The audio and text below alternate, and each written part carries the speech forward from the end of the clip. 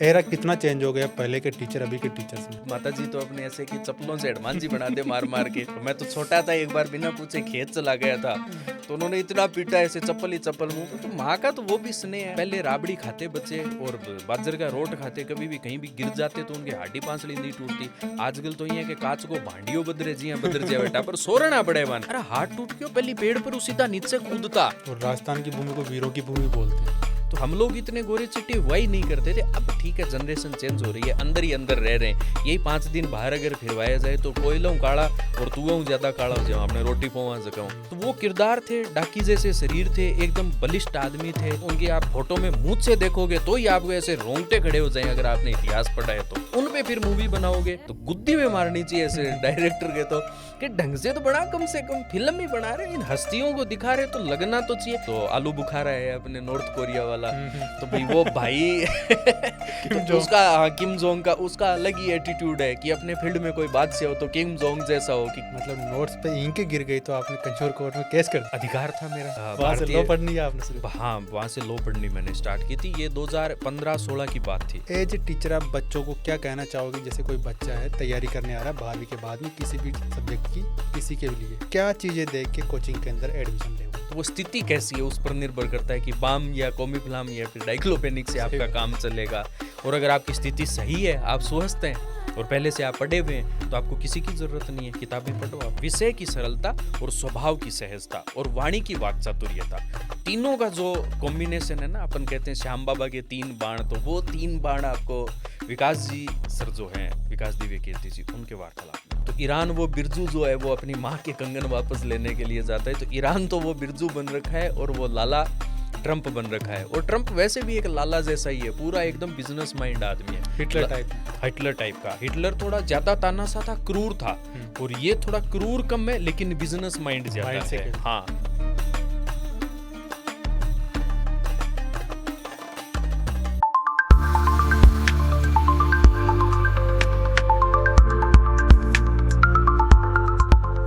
नमस्कार दोस्तों, आप देख रहे हैं द क्यूरियस माइंड शो। यहाँ पर हम हमारे माइंड में होने वाली क्यूरियोसिटी को एक्सप्लोर करते हैं।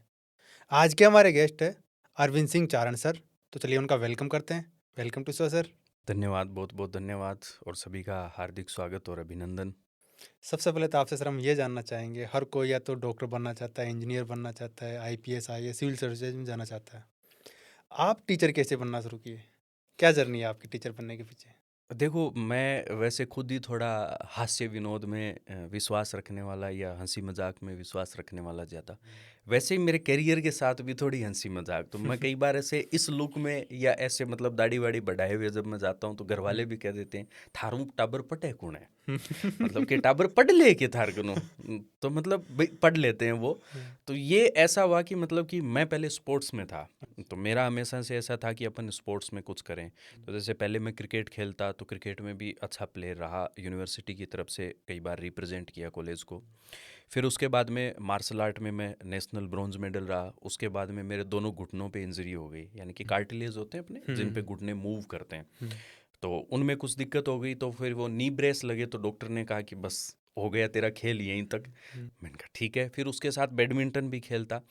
अब वो इंजरी होने के बाद में मुझे ऐसा लगा कि यार अपन ज़्यादा चल फिर नहीं सकते, क्योंकि कुछ टाइम के लिए डॉक्टर ने ऐसा कहा कि रेस्ट में रहना है आपको, एक्सरसाइज वगैरह करनी है और आप सीढ़ियाँ चढ़ना उतरना वो 4-6 महीने के लिए। तो मैंने कहा आप बैठे बैठे पढ़ लेते हैं। तो इंसान वो होता है ना, कुछ ना कर पाए तो कुछ क्या कर पाता। तो वो एक पॉजिटिव मतलब चीज़ मेरे साथ हमेशा से थी। तो मैंने सोचा कि अब कुछ और करते हैं।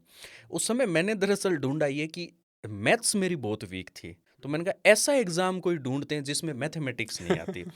तो नेट का एग्ज़ाम था, उसमें अपने कि मैथमेटिक्स के 5 क्वेश्चन आते हैं, तो अगर आप उनको छोड़ दो तो भी बाकी चीज़ें आप कवर कर सकते हो। तो मैंने वहाँ से फिर बाद में नेट की मैंने कहा ये तैयारी अपन करते हैं। और दूसरा फिर मेरा थोड़ा मदर को भी ये था कि लेक्चररशिप जो है असिस्टेंट प्रोफेसर वाली, तो माँ को ऐसे तो पता नहीं था कि असिस्टेंट प्रोफेसर होता है, क्योंकि वो ज़्यादा पढ़े लिखे नहीं है। फादर साहब तो हालांकि गवर्नमेंट जॉब में। तो वो बोले वो बडोड़ियो मास्टर हुए नहीं आपने, कब वो बड्डो सो मास्टर हुए कॉलेज में जो पढ़ाई करे वो, तो वो बने कोई बननो ही है जना। तो मैं ठीक है भाई, उसका प्रयास करते हैं। तो वहाँ से फिर बाद में RPSC असिस्टेंट प्रोफेसर की तैयारी करनी शुरू की। अंडर एज में सिलेक्शन भी हुआ। वो थोड़ा-सा ऐसे कह सकते हैं कि किस्मत का एक अलग फेर था कि उसमें मैं राजस्थान में सबसे छोटी एज में सेलेक्ट भी हुआ। अच्छा। 21 साल से पहले वो फॉर्म अप्लाई किया था और मेरी एमए फाइनल के साथ में असिस्टेंट प्रोफेसर मेरा क्लियर भी हो गया था। हुँ, और एमए फाइनल से पहले मेरी 3 बार नेट क्लियर हो चुकी थी। अच्छा। सुप्रीम कोर्ट तक वो केस भी लड़ा मैंने, हुँ, लेकिन न्यायिक प्रणाली है, जो माननीय उच्चतम न्यायालय का देखो जो निर्णय होगा वो उसको सर्वोपरि, तो उन्होंने कुछ सोच समझ के निर्णय दिया होगा। तो वो फिर बाद में उसमें ज्वाइनिंग नहीं मिली, फिर उसके बाद में मैंने कहा ये फील्ड बहुत ज़्यादा, और फिर बच्चे इस प्रकार से जुड़ने लग गए कि उनको भी मतलब ऐसे लगा कि यार मास्टर ठीक है, हुँ, हमें पढ़ा लेगा, और मुझे भी ऐसे लगा कि ठीक है यार ये काम अच्छा है, हुँ। मतलब पढ़ाने वाला, तो उसमें थोड़ी संजीदगी आने लग गई, तो मैं भी आगे बढ़ने लग गया। अब धीरे धीरे फिर बच्चों का इतना स्नेह मिल रहा है कि इस काम को मतलब और अच्छा करने का मन करता है। तो आप घर जाते हो जब माँ नहीं कहती कि ये डैडी से आप तो पढ़ लेते हैं क्या तेरे से? माँ हमेशा इसी बात के पीछे पड़ी रहती है, तो जिस दिन वो वीडियो देखेंगी तो उन्हें भी ऐसा लगेगा, तो वो ऐसे कहते हैं अपने माएँ घरों में एक कहावत कहती है, मोडो सो लागे तू, हुँ, मतलब कि साधु संत जो होते हैं ना अपने, हालांकि वो एक हास्य की बात है, तो हुँ, अपने गाँव में साधु संतों को देसी भाषा में मोडा ही कहते, तो क्या मोडो बनने को विचार है क्या थारो, मतलब कि साधु बनने का विचार है क्या? तो मैंने कहा ये तो नहीं है। पर दरअसल ये इसलिए रखने की, मैं जब पढ़ाना शुरू किया था मैं लगभग 20 21 साल का ही था मैं। अच्छा। एमए फाइनल होते ही मैं पढ़ाने लग गया था हुँ, कॉलेज में। तो वहाँ बच्चे मुझसे बड़े थे अच्छा। और वो मैच्योर लग रहे थे और मैं मैच्योर नहीं लग रहा था। तो वहाँ प्रिंसिपल सर थे हमारे, तो उन्होंने पर्सनली मुझे इस बात के लिए कहा कि तू थोड़ी दाढ़ी रखा कर, ताकि 3 4 साल की जो तेरी एज है वो ज़्यादा बड़ा लगे। लगे। अब वो वहाँ से रखने लग गए, तो थोड़ा-सा अपन कह सकते हैं लक फैक्टर भी इसको मैं मान सकता हूँ। दूसरा, एक बच्चों में इमेज भी बन गई है और एक मुझे खुद भी थोड़ा ठीक लग रहा है। तो तीनों चारों चीज़ें हैं। हालाँकि माँ को तो आज भी सही नहीं लगता है। पिताजी तो नहीं कहते, पिताजी तो थोड़ा वो होता है ना मॉडर्न थिंग, लेकिन माँ तो माँ होती है।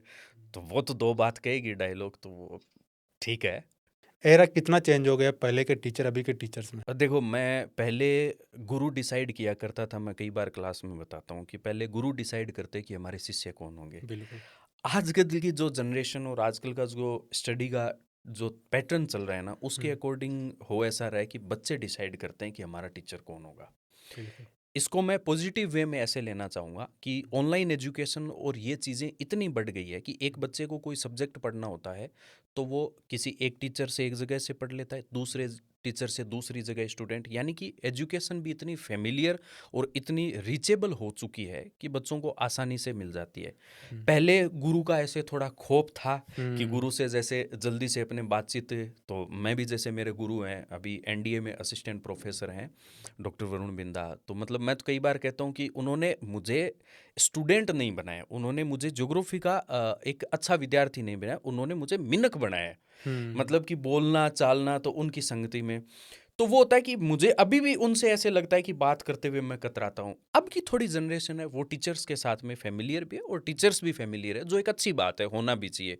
क्योंकि एक समय के बाद में, एक पीढ़ी के बाद में चीज़ें चेंज होती है, जो ट्रांजिस्ट जोन जो होता है उसके बाद में हमें कभी ना कभी परिवर्तन मिलता है, और ये परिवर्तन अच्छा भी है। जिस चीज़ से हम मॉडर्नाइजेशन ला सकें और जो बेनिफिशियल हो हमारे लिए, तो उसमें कोई हर्ज की बात भी नहीं। तो अभी आप ज्योग्राफी के टीचर हो, तो ज्योग्राफी में आप बच्चों को कैसे एंगेज करते हो? ज्योग्राफी में एंगेज, ज्योग्राफी बहुत वैसे वाइड सब्जेक्ट है, हुँ, तो मैं तो मतलब कि बहुत ही उसका 0.00% आप ऐसे मान सकते हो, 0.1% ही। हुँ, राजस्थान है तो राजस्थान एक अलग एरिया है, और पिछले कुछ दिनों में ऐसा हो रहा है कि राजस्थान में डिस्ट्रिक्ट बढ़ रहे हैं, घट रहे हैं, ये भी बड़ी एक, अब कहीं तो अपन राजस्थान में कुछ अलग चीज़ें पढ़ते हैं, कहीं कुछ अलग चीज़ें पढ़ते हैं, कहीं वर्ल्ड लेवल पर जब चले जाते हैं तो वहाँ पर अपने एस्पेक्ट अलग हो जाते हैं। वहाँ पर जैसे आपके एस्ट्रोनॉमी हो जाती है कि भाई अपने प्लैनेट्स के बारे में, ग्रहों के बारे में अपन पढ़ते हैं, अर्थ के बारे में, इंटीरियर, तो ये चीज़ें होती है, उसको कॉन्सेप्ट से समझना पड़ता है।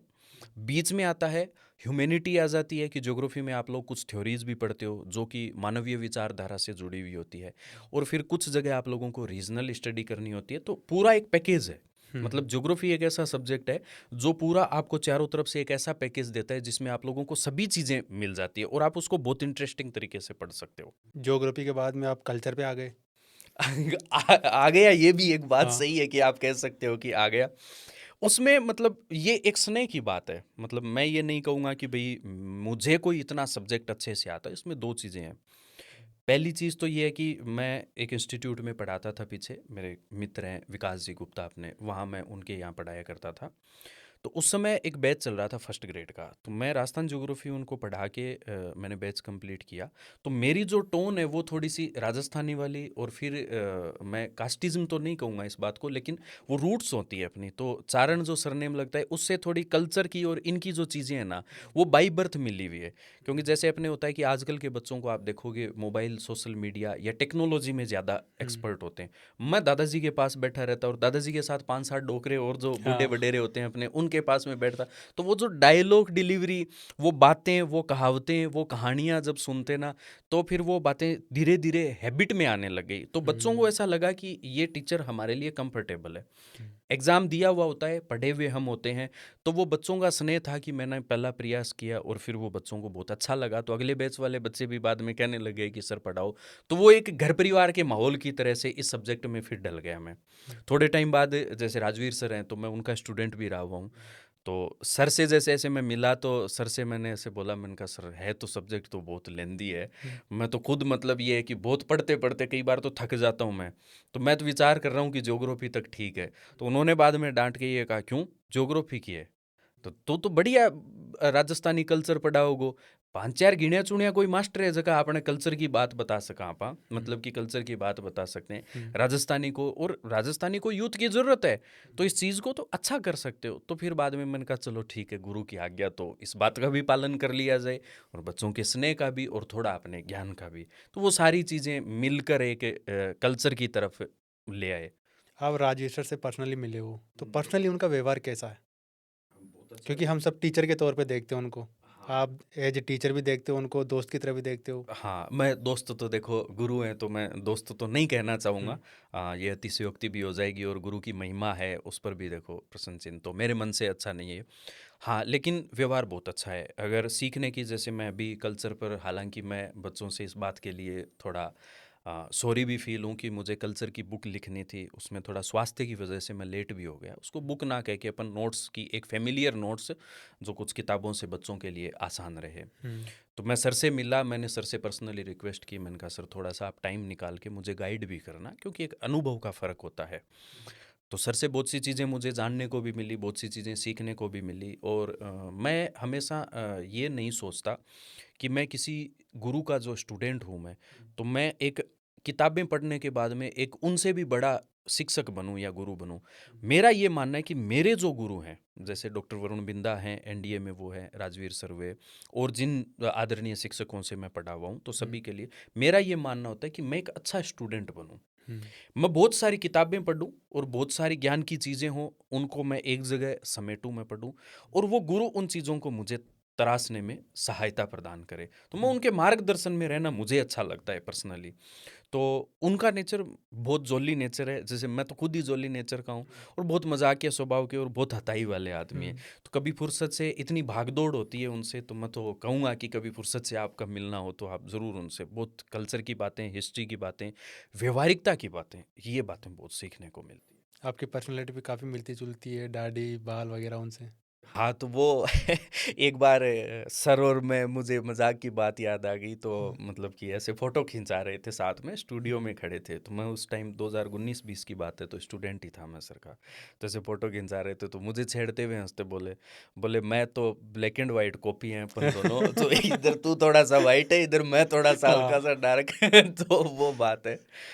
तो अब वो क्या है कि जैसे कि ये दाढ़ी वाली बात तो वैसे भी चली आ रही है, और थोड़ा सा अपने उस ट्रेंड में भी रहते हैं कि ठीक है, अपन रख भी लेते हैं कि कल्चर में पुराने समय से जैसे घर परिवार में होते हैं तो वो भी रखते हैं। तो ये थोड़ा, तो वो उनसे जैसे थोड़ा बहुत मिल जाते हैं, तो अब कल्चर भी फिर हो गई। दूसरी बात ये भी कि वो भी चूरू से हैं, मैं भी चूरू से हूँ, तो लैंग्वेज का डायलेक्ट भी एक जैसा सा, भाषा शैली भी एक जैसी सी, और डायलॉग डिलीवरी एक जैसी। डायलॉग डिलीवरी भी एक जैसी सी। हालांकि उनके जितनी परफेक्ट तो नहीं है, क्योंकि मैं ज्योग्राफी का स्टूडेंट रहा हुआ हूँ, तो थोड़ा सा मेरा टेक्निकल टर्म्स की तरफ ज़्यादा रहता है, और उनका हिस्टोरिकल एस्पेक्ट पर, और उनका अनुभव भी बहुत तो लंबा गुरु हो चेले गया। वाला तो आ ही जाता है गुरु फर्क। चेले वाला तो वो देखो, तो वो फर्क तो रहता है, लेकिन मतलब ऐसे छवि दिखने लग जाती है कि कहीं ना कहीं की एक एरिया के हैं दोनों, तो वो बात है।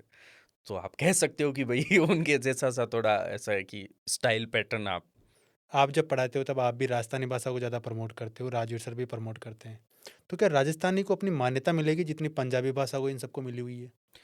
देखो, मान्यता मिलेगी ये तो भविष्य की बात है, ये तो हम्म। भविष्य के गर्भ में है, तो इस पर तो अपन क्या कहें।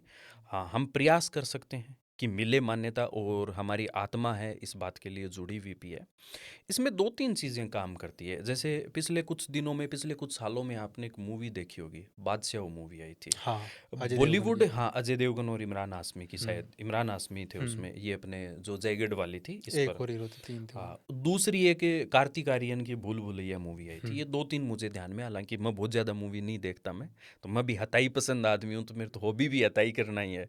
तो इन मूवीज़ में जब राजस्थानी को यूज़ किया गया, अभिनय का मतलब क्या होता है कि उसमें आप संजीदगी लेकर आओ, उसमें हम्म। आप वास्तविकता लेकर आओ। जैसे अपन कहते हैं कि आमिर खान है, मिस्टर परफेक्ट है। हम्म। रॉबर्ट डाउनी है, उनको क्या कहते हैं कि वो और ज़्यादा ही परफेक्ट हैं वो। तो वो क्या करते हैं जब अभिनय करते हैं, जैसे अपन देखते हैं रणदीप हुड्डा को, तो उन्होंने अभिनय में इतने अच्छे किरदार निभाए हैं कि उन्होंने उस किरदार में पूरा का पूरा उसको जीवंत कर दिया है। तो आप जब राजस्थानी भाषा को यूज़ करते हो, तो उसमें कम से कम इतनी प्रैक्टिस तो करो कि वो भाषा वास्तव में भाषा लगे। आप इन मूवीज़ में सुनोगे तो उसमें आपको ये पता नहीं चलेगा कि हरियाणवी है या राजस्थानी है। हालांकि अलग अलग अपने इतना मतलब कि वर्सेटाइल लैंग्वेज हो चुकी है, डायलेक्ट हो चुका है अपने, तो उसमें फ़र्क। तो ये एक सब्जेक्ट के तौर पर जुड़ना चाहिए। इस पे जुड़ने से अपना जो रिच लिटरेचर है उसको भी बेनिफिट मिलेगा, यानी जो साहित्य है उसको भी। और दूसरा, हमारी जो आने वाली पीढ़ी है वो इस बात को भी समझेगी, वो विलुप्त भी ना हो चीज़। तीसरा, हमारा अधिकार भी है, वो भी मिलना चाहिए कि भाई पंजाब में है तो पंजाबी थर्ड लैंग्वेज उनके हर एग्ज़ाम देते हो तो आपके उसमें, यानी कि यहाँ का स्टूडेंट अगर वहाँ का एग्ज़ाम देगा तो एक बैरियर तो है कि उसको डायलेक्ट का या लैंग्वेज का बैरियर है। तो कम से कम यहाँ अपने बच्चों को फ़ायदा देने के लिए राजस्थानी, ऐसी बात नहीं है कि ऑल ओवर राजस्थान में समझ में नहीं आती। मैं बागड़ी भी समझ लेता हूँ, कठुआ आया के करो, फलानो ढींगड़ो आप भी समझ लो, बड़े मैथान कहो, बीकानेर वाली भी समझ लेता हूँ, आसो खासो पीसो बैठसो, जीसा हाँसा जोधपुर वाली, ये भी थोड़ी बहुत सिंधी का जो कॉम्बिनेशन मिलता है, जैसलमेरी डाटी डटकी, वो भी समझ लेता हूँ। मेरा ननिहाल शेखावाटी में खटे जाए ही बाया काई करी ही तू, ये भी मैं समझ लेता हूँ। ढूंढाड़ी में कोड़जारी चरवाया, तो मतलब आप समझ सकते हो, सही ऐसी बात कोई है। बात नहीं, इतनी फेमिलियर और इतनी प्यारी है। मुंह, और इधर अपने अलवर साइड की में मुंह यूज करने लग जाते हैं, मोए ना पतो, भरतपुर वालों कछु ना पतो भैया। तो मतलब ऐसी बात नहीं है, थोड़े बहुत कुछ वर्ड होते हैं और कुछ फ्रीक्वेंसी होती है, तो जैसे कोई फास्ट बोलता है तो थोड़ा समझने में दिक्कत हो जाती है।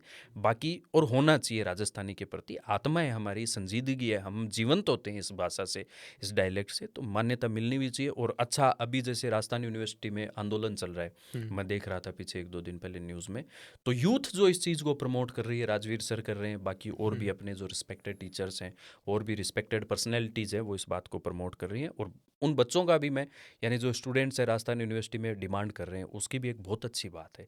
ये भी सराहनीय कदम है कि जो यूथ पॉलिटिक्स से जुड़ी हुई है वो भी इस बात को आगे बढ़ा रही है। तो ये मिलनी चाहिए, मेरे हिसाब से तो मान्यता मिलनी चाहिए।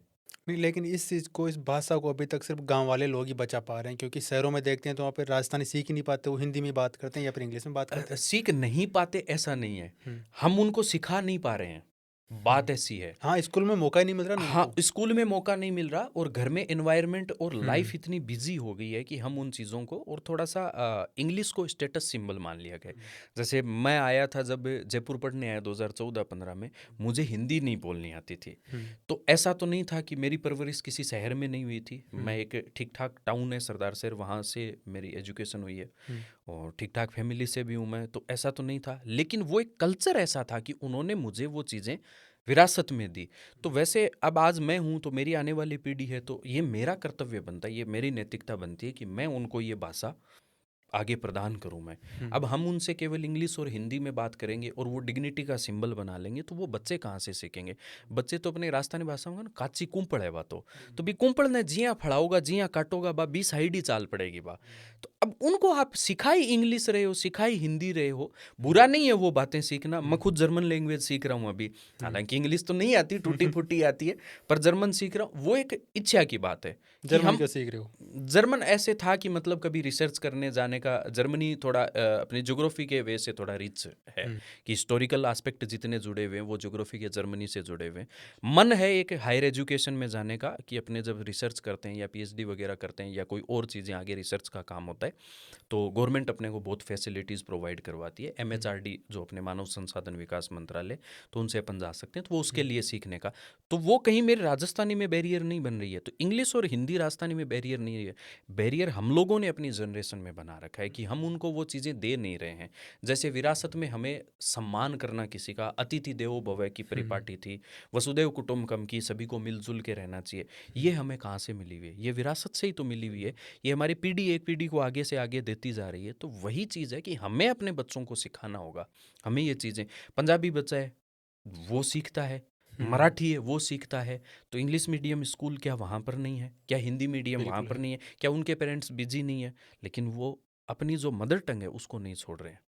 तो वो एक हमें ही खुद इस बात का बीड़ा भी उठाना पड़ेगा और इसको इतना फेमिलियर भी करना पड़ेगा।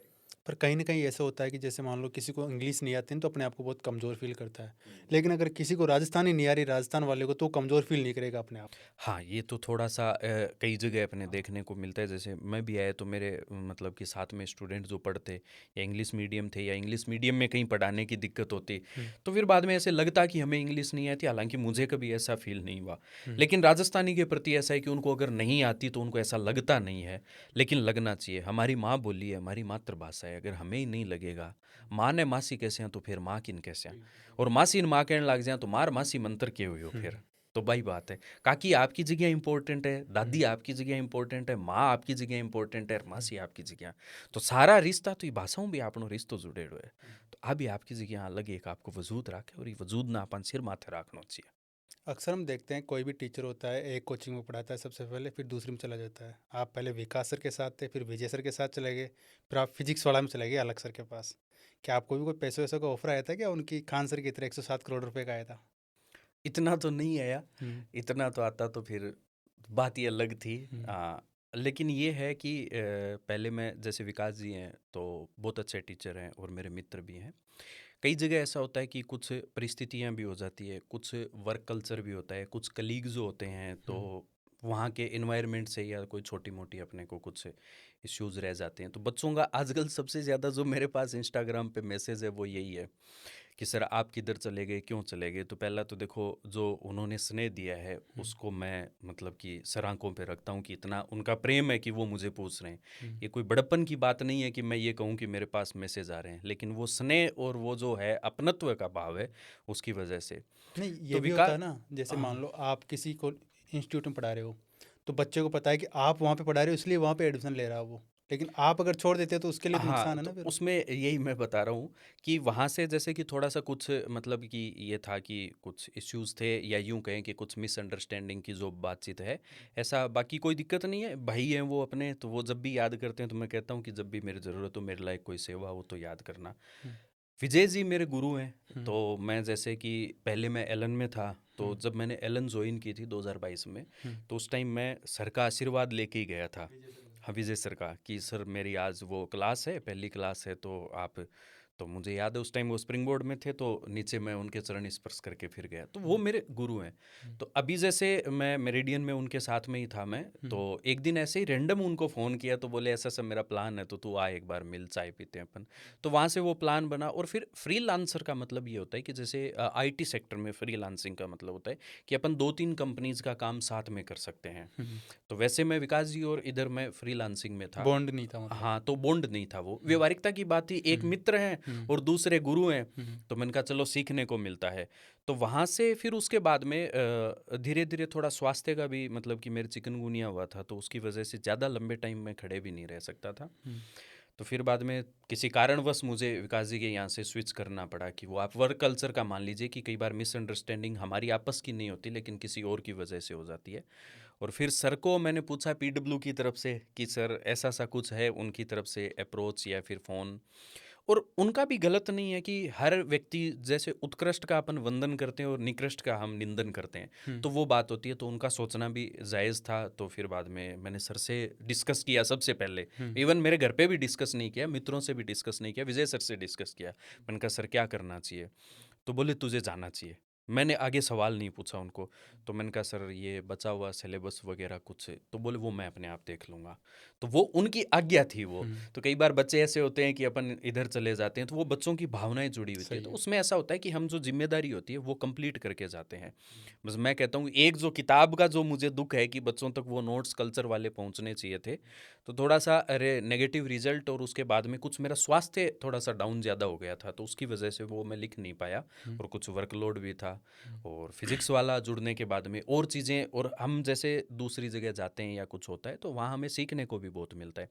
जैसे एक गवर्नमेंट एम्प्लॉय है, तो उसको क्या है कि मतलब अपने रोज़गार या अपने कार्यशैली में या अपने जीवन में ऐसा होता है, उसके भी ट्रांसफ़र होते हैं। तो यही शैली होती है एक प्रकार से ट्रांसफ़र, इसमें लालच की कोई बात नहीं होती। आगे जैसे बच्चे भाई अपना सिलेक्शन लेके आगे बढ़ना चाहते हैं, वैसे हम भी किसी के बच्चे हैं, तो वो आगे बढ़ने की बात होती है। और जैसे कि खान सर की आप बात कर रहे हो, तो जितने ज़्यादा पैसे मिल जाते हैं फिर उसके बाद जिम्मेदारियां भी उतनी बढ़ जाती है। तो मैं थोड़ा आराम पसंद आदमी हूँ। 4-6 घंटे हम पढ़ा सकते हैं, उसके बाद खुद भी पढ़ना होता है। नहीं, बट तो उन्होंने तो मना कर दिया था, आपने एक्सेप्ट कर लिया। उन्होंने मना किया, मैंने एक्सेप्ट नहीं किया ऐसा सा कुछ, क्योंकि उसमें जिम्मेदारियां भी हो जाती है, बाउंडेशन भी हो जाती है। और फिजिक्स वाला परिवार से मुझे जुड़ के बहुत अच्छा भी लग रहा है। जैसे अलग सर के बारे में आप सुनते हो, खान सर के बारे में आप सुनते हो, विकास दिव्य कीर्ति सर है, इनके बारे में आप सुनते हो कि इन्होंने एजुकेशन को बहुत ईजी कर दिया है, और बहुत ही एजुकेशन को कम पैसों में, यानी कि बहुत महंगी नहीं पड़ती है। तो खान सर ने कितने सस्ते कोर्स निकाल रखे हैं, अलग सर जो कि खुद मतलब इतना स्ट्रगल करके आगे आए थे। तो ये चीज़ें बहुत हमारे समाज को भी आगे बढ़ा रही है, और एक एजुकेशन का जो ट्रेंड है उसको भी चेंज कर रही है। तो मैं से अलग सर से मिला था जब मैं पीडब्ल्यू की लॉन्चिंग थी उस टाइम, नोएडा गया हुआ था, तो उनके विचार वास्तव में प्रभावित करने वाले हैं। कैसे सोचते हैं वो? वो सोचते हैं कि एक बच्चे को कैसे बेनिफिट मिले, अच्छा। एक इंस्टीट्यूट को कैसे बेनिफिट मिले, इस वे से नहीं सोचते वो। इसीलिए आप देखो कि कोर्स कितने मतलब कि सस्ते। तो वो हमेशा ये कहते हैं कि मतलब कि मैं 4 डिजिट से ऊपर के कोर्स लॉन्च नहीं करूँगा मैं। तो वो उनकी आइडियलिटी है, अभी भी वो उस बात पे कायम है। तो वो एक देखते हैं कि बच्चा एफर्ट क्या कर पाता है, मतलब कि एफर्ट क्या कर पाता है, और दूसरा अफोर्ड क्या कर पाता है। यानी कि वो अगर अफोर्ड इजीली कर लेगा तो वो अपने एफर्ट अच्छे खासे दिखा लेगा। तो वो चीज़ें हैं। तो खान सर भी बहुत अपने मतलब अपन कह सकते हैं कि फील्ड के श्रेय सरवा है, और दूसरा अपने अलग सर हैं, तो आज सबसे बड़ी सबसे कंपनी बड़ी तो। कंपनी और उनकी। ये मेरा सौभाग्य मान लीजिए आप कि मैं उस कंपनी से जुड़ा हुआ हूँ। और बाकी सेवा देखो, पढ़ाना अपना धर्म है, तो वो धर्म हम कहीं भी कर सकते हैं, बस उसमें साथ में ऐसा हो कि भाई अगर हम उससे रोजगार से जुड़े हुए हैं तो वो एक ऐसा हो कि अपनी जो दैनिक ज़रूरतें हैं या जीवन की ज़रूरतें हैं उनको पूरा कर पाए। बाकी तो देखो पैसे की कोई सीमा नहीं होती कि हम कितना ही कमा लें या कितना आ जाए, तो वो कोई सीमा नहीं होती। उसको तो हम कभी भी अपने जीवन में ऐसा है कि संतुष्टि वाले स्थान पर नहीं पहुंच पाते। तो अपने ठीक है परमात्मा की दया से कि एक अच्छा ठीक ठाक जीवन अपना चल जाता है, जिसमें ऐसे होता है कि किसी भी चीज़ के बारे में ये नहीं सोचना पड़ता कि हाँ ये हमारे पास नहीं है। बाकी तो आज मैं सोच लूँ हेलीकॉप्टर ले लूँ, तो वो तो फिर कोई उन सही है। लालसाओं की कोई बात में सही बात सीमा है। नहीं है। तो वो बात है। और बच्चों का मैं फिर से ऐसे धन्यवाद करना चाहूँगा कि ये बहुत स्नेह जुड़ा कि उनका हर जगह यही सवाल रहता है। तो सारे ही भाई बंधु है, कोई गुरुजन है, कोई भाई है, तो जहाँ जब परिस्थितियाँ जब चीज़ें होती है तो चलता रहता है। जैसा कि आपने बताया कि वो 4 डिजिट से ऊपर कभी फीस नहीं करते अपनी। तो अगर जब 4 डिजिट में रह के आप भारत की सबसे बड़ी कंपनी बना सकते हो इसको एजुकेशन में, तो मतलब एजुकेशन महंगा नहीं है फिर तो? हाँ, एजुकेशन महंगा नहीं है। कपड़ा आप शर्ट पहन रहे हो, आप 200-400 की शर्ट से भी अपना बदन ढक सकते हो, और 2-4 लाख वाली से भी ढक सकते हो। तो तब 200-400 वाली शर्ट जो कि आपके शरीर को नुकसान ना पहुंचाए, उससे आप ढक सकते हो। तो 2-4 लाख वाली लेना तो ऑप्शन है फिर बाद में। तो महंगी एजुकेशन लेना ऑप्शन है। भाई मैं सरदार शहर के एसबीडी गवर्नमेंट कॉलेज में मैं पढ़ा हुआ हूँ, मैं सोचूं ऑक्सफोर्ड जाके मैं पढ़ूं, तो मैं एजुकेशन तो एसबीडी में ही कंप्लीट कर सकता हूँ, मैं एजुकेशन ऑक्सफोर्ड में भी कंप्लीट कर सकता हूँ। वो महंगा बनाना मेरी चॉइस है। तो वो बात है, तो महंगी वो चॉइस होती है। और एजुकेशन, और ये अच्छी चीज़ भी है, गवर्नमेंट को भी इस पर ध्यान देना चाहिए कि भाई हम जो सरकारी सिस्टम जो चला रहे हैं उसमें भी कुछ मतलब कि नवाचार होने चाहिए, जिससे बच्चों को और अच्छी चीज़ें मिल सके। हालांकि सरकारें अपने हिसाब से करती हैं काम, लेकिन फिर भी और उनको बेटर कैसे किया जा सके, ये भी अच्छा एक मुद्दा हो सकता है। विकास दिव्य कीर्ति सर के बारे में आपके क्या विचार है? अच्छे वक्ता भी हैं, अच्छे शिक्षक भी हैं, और सिविल में जो आप लोगों के बच्चे जो तैयारी करते हैं उनके लिए एक बहुत बड़े मार्गदर्शक भी हैं। और कोविड के बाद में जो बूम आया है कि सिविल की तैयारी करने का, उसमें कहीं ना कहीं मतलब कि उनका एक बहुत बड़ा योगदान है कि उनकी जो कहानियाँ, उनका जो बोलने का तरीका और उनका विद्यार्थियों को बांधने का जो है कि एक सब्जेक्ट के साथ में विद्यार्थी को जोड़ा कैसे जाता है और वो भी एक रिसर्च करके, वो बहुत शानदार उनका मतलब सहजता और एक लहजा। सहजता और लहजा, सहजता और सरलता, दोनों को, विषय की सरलता और स्वभाव की सहजता और वाणी की वाक्चातुर्यता, तीनों का जो कॉम्बिनेशन है ना, अपन कहते हैं श्याम बाबा के 3 बाण, तो वो 3 बाण आपको विकास जी सर जो हैं, विकास दिव्य कीर्ति जी, उनके वार्तालाप में मिलता है। सर मैं आपको इनवाइट करने से पहले आपके बारे में रिसर्च कर रहा था, तो मैंने लोगों से बातचीत की, स्टूडेंट से, तो उनसे पूछा कि सर को क्या चीज़ पूछनी थी, तो उन्होंने बताया कि एक तो आप शादी नहीं कर रखे हो अभी तक, या फिर कर रखे हो तो लोगों को पता नहीं है। तो आपका फ्यूचर में क्या प्लान है? कुछ मॉडलिंग वगैरह इन सब का प्लान है आपका? नहीं नहीं, पहला तो आपने जो कहा है कि मैंने रिसर्च की, तो इतना तो कोई व्यक्तित्व ही नहीं है रिसर्च करने वाला नहीं सब मतलब वो। स्टूडेंट से पूछा मैंने, ऐसे हाँ जनरली। हाँ, तो स्टूडेंट में आपने जैसे बताया कि आपके कुछ घर परिवार के जो स्टूडेंट रहे हुए हैं मेरे, और दूसरा सोशल मीडिया, उस समय थोड़े जवान थे, अभी तो 30 हो गए, तो फिर बाद में थोड़ा वो डलने भी लगी। मॉडलिंग का ऐसा कभी था नहीं, वो लेकिन आता है ना राजस्थान वालों का, दाढ़ी मूछें वो तलवार वो सब। हाँ, तो वो थोड़ा सा उस हिसाब का लुक था। एक दो बार जैसे मैं पहले कॉलेज में पढ़ाया करता था, तो उस समय रविंद्र मंच से ज़रूर मुझे एक दो बार ऑफर हुआ था, लेकिन कभी था ही नहीं कि अपने को ये था कि प्रोफेसर शिप की लाइन में अपन चलते हैं। और वो वॉन अम्बोल्ट जो एक ज्योग्राफर हुए हैं जर्मनी के, वॉन अम्बोल्ट, तो उनका लुक देख के मैं मतलब हमेशा खुद ऐसे मोटिवेट होता। तो उनके ऐसे दाढ़ी वाड़ी लंबी, और काफ़ी उन्होंने ट्रेवल किया है। और शादी की तो देखो, मॉडलिंग वगैरह अब तो क्या ही होना है, अब तो अपन ये है कि चल रहे हैं, ठीक है, जीवन इसमें ही आगे करने का है कि अच्छा कुछ करें या रिसर्च करें। घर वाले शादी के लिए नहीं कहते? शादी के लिए कहते हैं, माँ के पहला सवाल और पहला जवाब भी यही रहता है, ब्याह कद कर सिपाया तू। तो अब है इसी साल करने का विचार है, ऐसा कुछ नहीं है। और नहीं कर रखी है खूबिया, तो माता जी तो अपने ऐसे कि चप्पलों से हनुमान जी बना दे मार मार के। तो मैं तो छोटा था, एक बार बिना पूछे खेत चला गया था, तो उन्होंने इतना पीटा ऐसे, चप्पल ही चप्पल मुंह पे। तो माँ का तो वो भी स्नेह है, और वो अपनी ये जो लास्ट, मैं ये कह सकता हूँ कि ये जनरेशन है जिसको ये स्नेह प्राप्त हुआ है गुरुजनों से, माता पिता से। तो जिनकी भाई, माओ के कोई इंस्टाग्राम अकाउंट नहीं है, फेसबुक हाँ अकाउंट नहीं है। हाँ, तो बस वो माँ जी की बीननी फाइनल कर सी भी वहाँ पर ब्याह कर ले से। हाँ, तो अभी तो देखो बैचलर यहाँ, राम जी की दया हूँ, हाँ खुशी हूँ बैचलर। हाँ कई बार तो है नहीं मजबूरी वहाँ, तो आपने खुशी हूँ क्यों, कुछ जिम्मेदारियाँ कुछ पढ़ने में। और एक अपन ये मानते हैं साइकोलॉजी के अकॉर्डिंग कि 30 जो होती है ये अपने पूरी मेच्योरिटी वाली एक एज होती है। एक्सेप्शन अलग होते हैं कि हमारे मेच्योरिटी नहीं है, तो इसमें अपना ह्यूमन डेवलपमेंट जो होता है वो कम्प्लीटली हो जाता है। उसके बाद में तो देखो, बाद में शरीर जर्जर होने लग जाता है, तो दिमाग, वो पेट में आंत नहीं, मुंह में दांत नहीं, वो स्थिति हो जाती है। तो अभी इस साल है, विचार है इस साल, तो अभी तक तो बैचलर ही है। जब से ऑनलाइन डिजिटल का ज़माना आया है, तब से टीचर्स को काफ़ी ग्रोथ मिली है, तो इसके बारे में आपका क्या कहना है? हाँ, बच्चों से थोड़ा सहज तरीके से जुड़ भी पाते हैं, बच्चों की क्यूरियसिटी होती है, उसके बारे में भी अपन जान पाते हैं, और एक रीच है वो आसान हो गई है थोड़ी। जैसे मैं कई बार कहता हूँ कि भाई, मैं लैंग्वेज की अपन बात कर रहे थे, तो वहाँ से मुझे याद आया कि अपन कई बार बहुत सहज और सरल भाषा में, तो कई बार बच्चा सामने से अपने को प्रश्न नहीं पूछ पाता ऑफलाइन में, लेकिन ऑनलाइन में उसको पता है कि मेरा फेस दिखाई नहीं दे रहा, तो वो अपने क्वेश्चन होते हैं वो पुटअप कर लेता है। तो एक जो आसान हो गया ना माध्यम जो जुड़ने का, वो भी आसान हो गया। दूसरा, उनके जो भाव प्रदर्शित करने की जो शैली है वो भी आसान हो गई।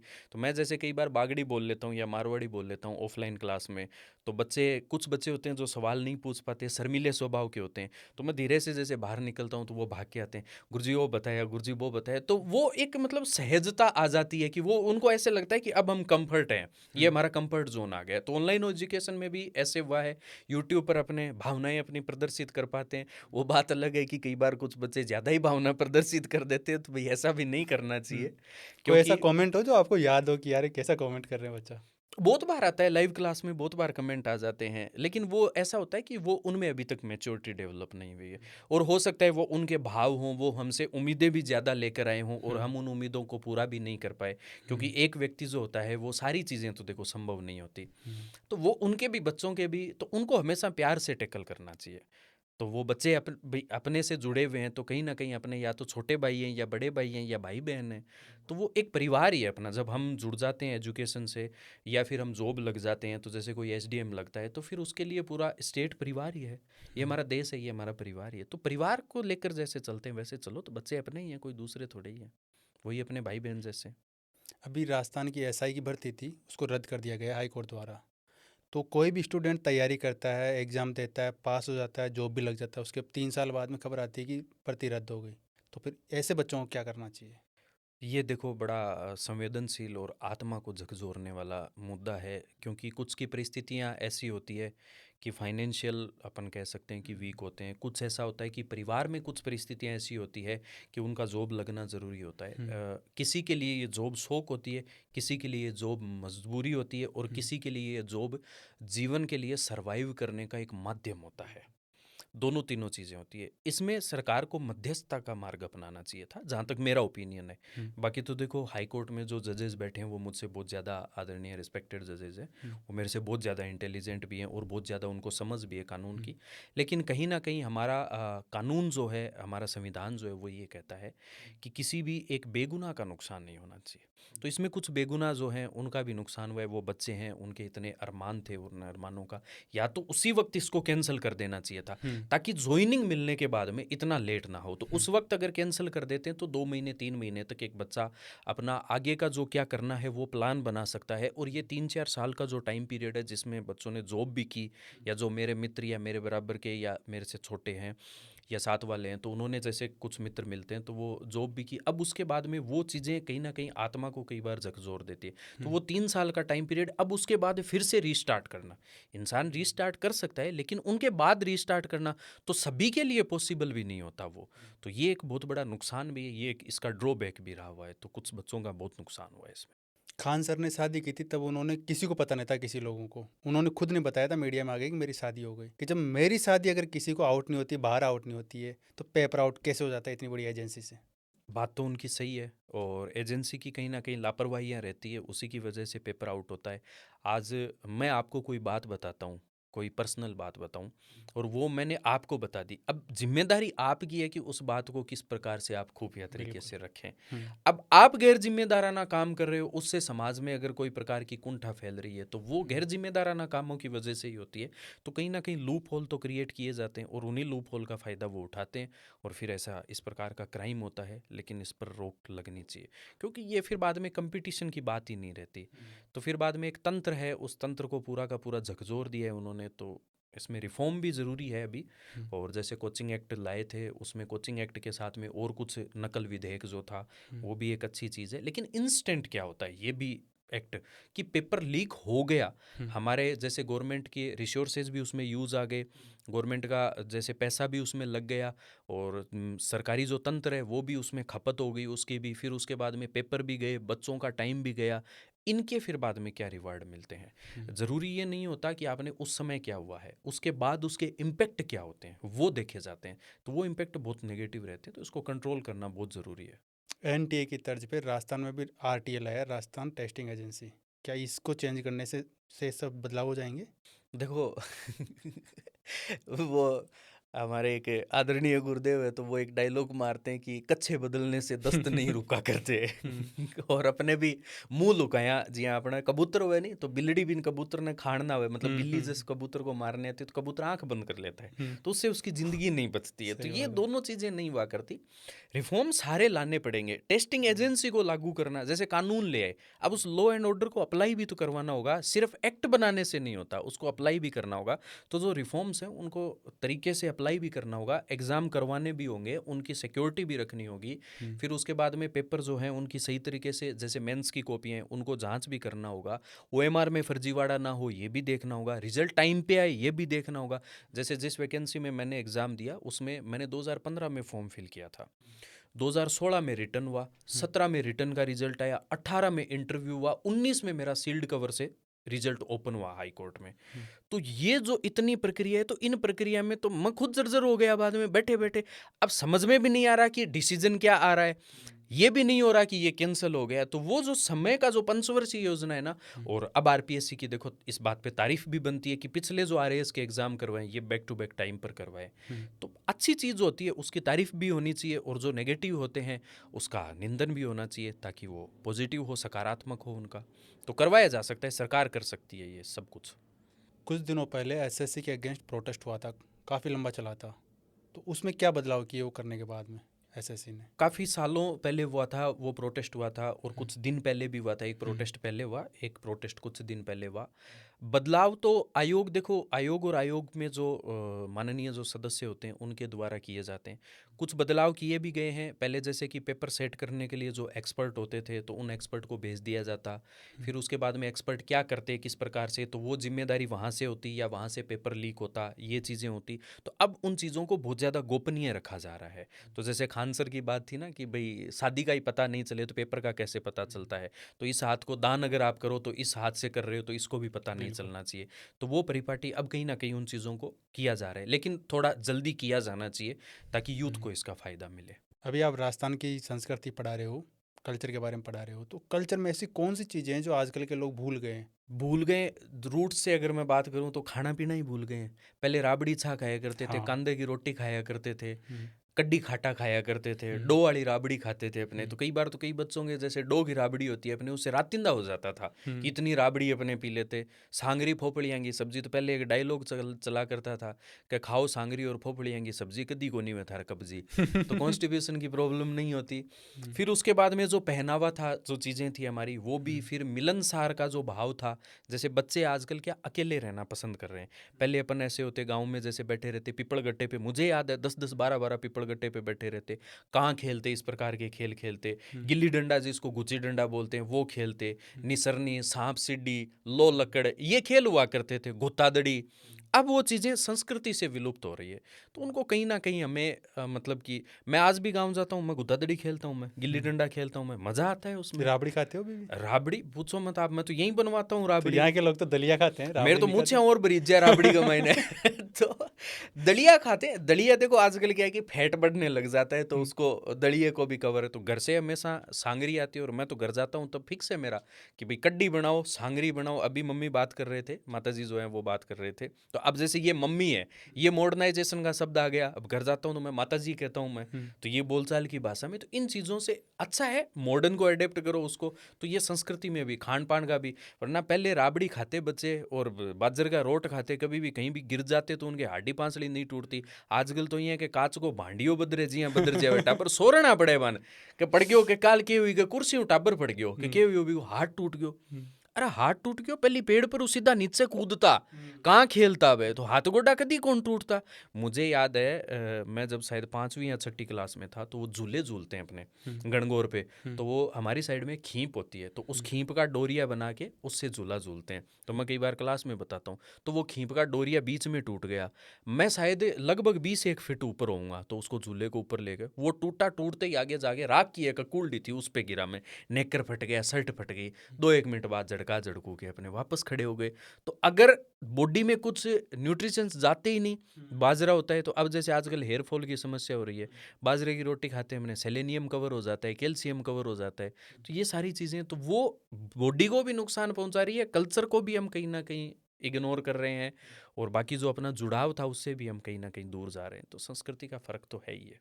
आपने दलिया और राबड़ी की बात की भी है ना, तो आधा लोग तो यह माने कि दलिया और राबड़ी सेम चीज़ है, वह तो ये अलग अलग हो या फिर सेम ही हो? सेम तो देखो किया उसी हाँ। दलियो तो मैं कई बार ऐसे करूँ कि बीमार आदमी अन खोया करे। राबड़ी है जी की अलग हुए, राबड़ी है जी की आपने या तो छाछ की बनावा या फिर आपने आटे की बनावा। दलियो जगो हुए तो दलियो आप लोगों के जिया धान हुए बिन पीस के अपने गेहूं को बना लें या बाजरी को बना लें, तो वो दलियो हुए। तो राबड़ी एकदम तरल हुए, दलिये के महीने कुछ अंश हुआ अपने, दलियो पूरी एक डाइट हो जाए। जबकि राबड़ी ना पाइया के इसका के सहायक पदार्थ हुए, सहायक पेय पदार्थ जिसको कहते हैं ना अपने कि भाई कुछ खाने में कुछ चाहिए, जैसे दही होता है तो राबड़ी होती है। तो राबड़ी और छाछ जब अपन पीते हैं तो बॉडी में कैल्शियम भी पूरा होता है। और राबड़ी खाए बाद में तो इतनी जोरदार नींद आवे, तो वह कई बार तो इन संज्ञा दे करे गाँव में के गरीबां की दारू है मतलब कि दारू पिया बाद आदमी नींद आवे, तो डायलॉग एक चालिया करे। तो राबड़ी और एक मायने बहुत अंतर है। तो जी आप राबड़ी खावा या फिर आपने दलिए के साग आप दूध खा सको, राबड़ी के सागे जब राबड़ी खावा छाछ ले ले आप।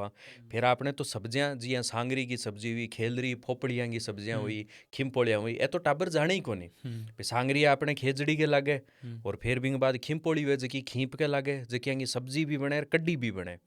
और बिंगे बाद के महीने थारे खेलरा और फोपड़िया टींड सी देखेड़ी आपकी, टींड सी टिंडा जो होते हैं अपने, तो उनकी जो सुखा के सब्जी बनाई जाती है उसको तो फोपड़िया बोलते हैं। और जो काकड़िया होता है अपने, काचरा छोटा होता है जिसकी चटनी बनती है और काकड़िया बड़ा होता है, तो उस काकड़िए को काट के उसके बाद उसको सुखाया जाता है, वो होते हैं अपने खेलरे। बहुत स्वादिष्ट सब्जी होती है इनकी। हम तो कहाँ मटर पनीर में फंसे हुए हैं बताओ, और वो फूड पॉइजनिंग कर देता है, कभी इंटेस्टाइन में स्वेलिंग हो जाती है, कभी कुछ हो जाता है।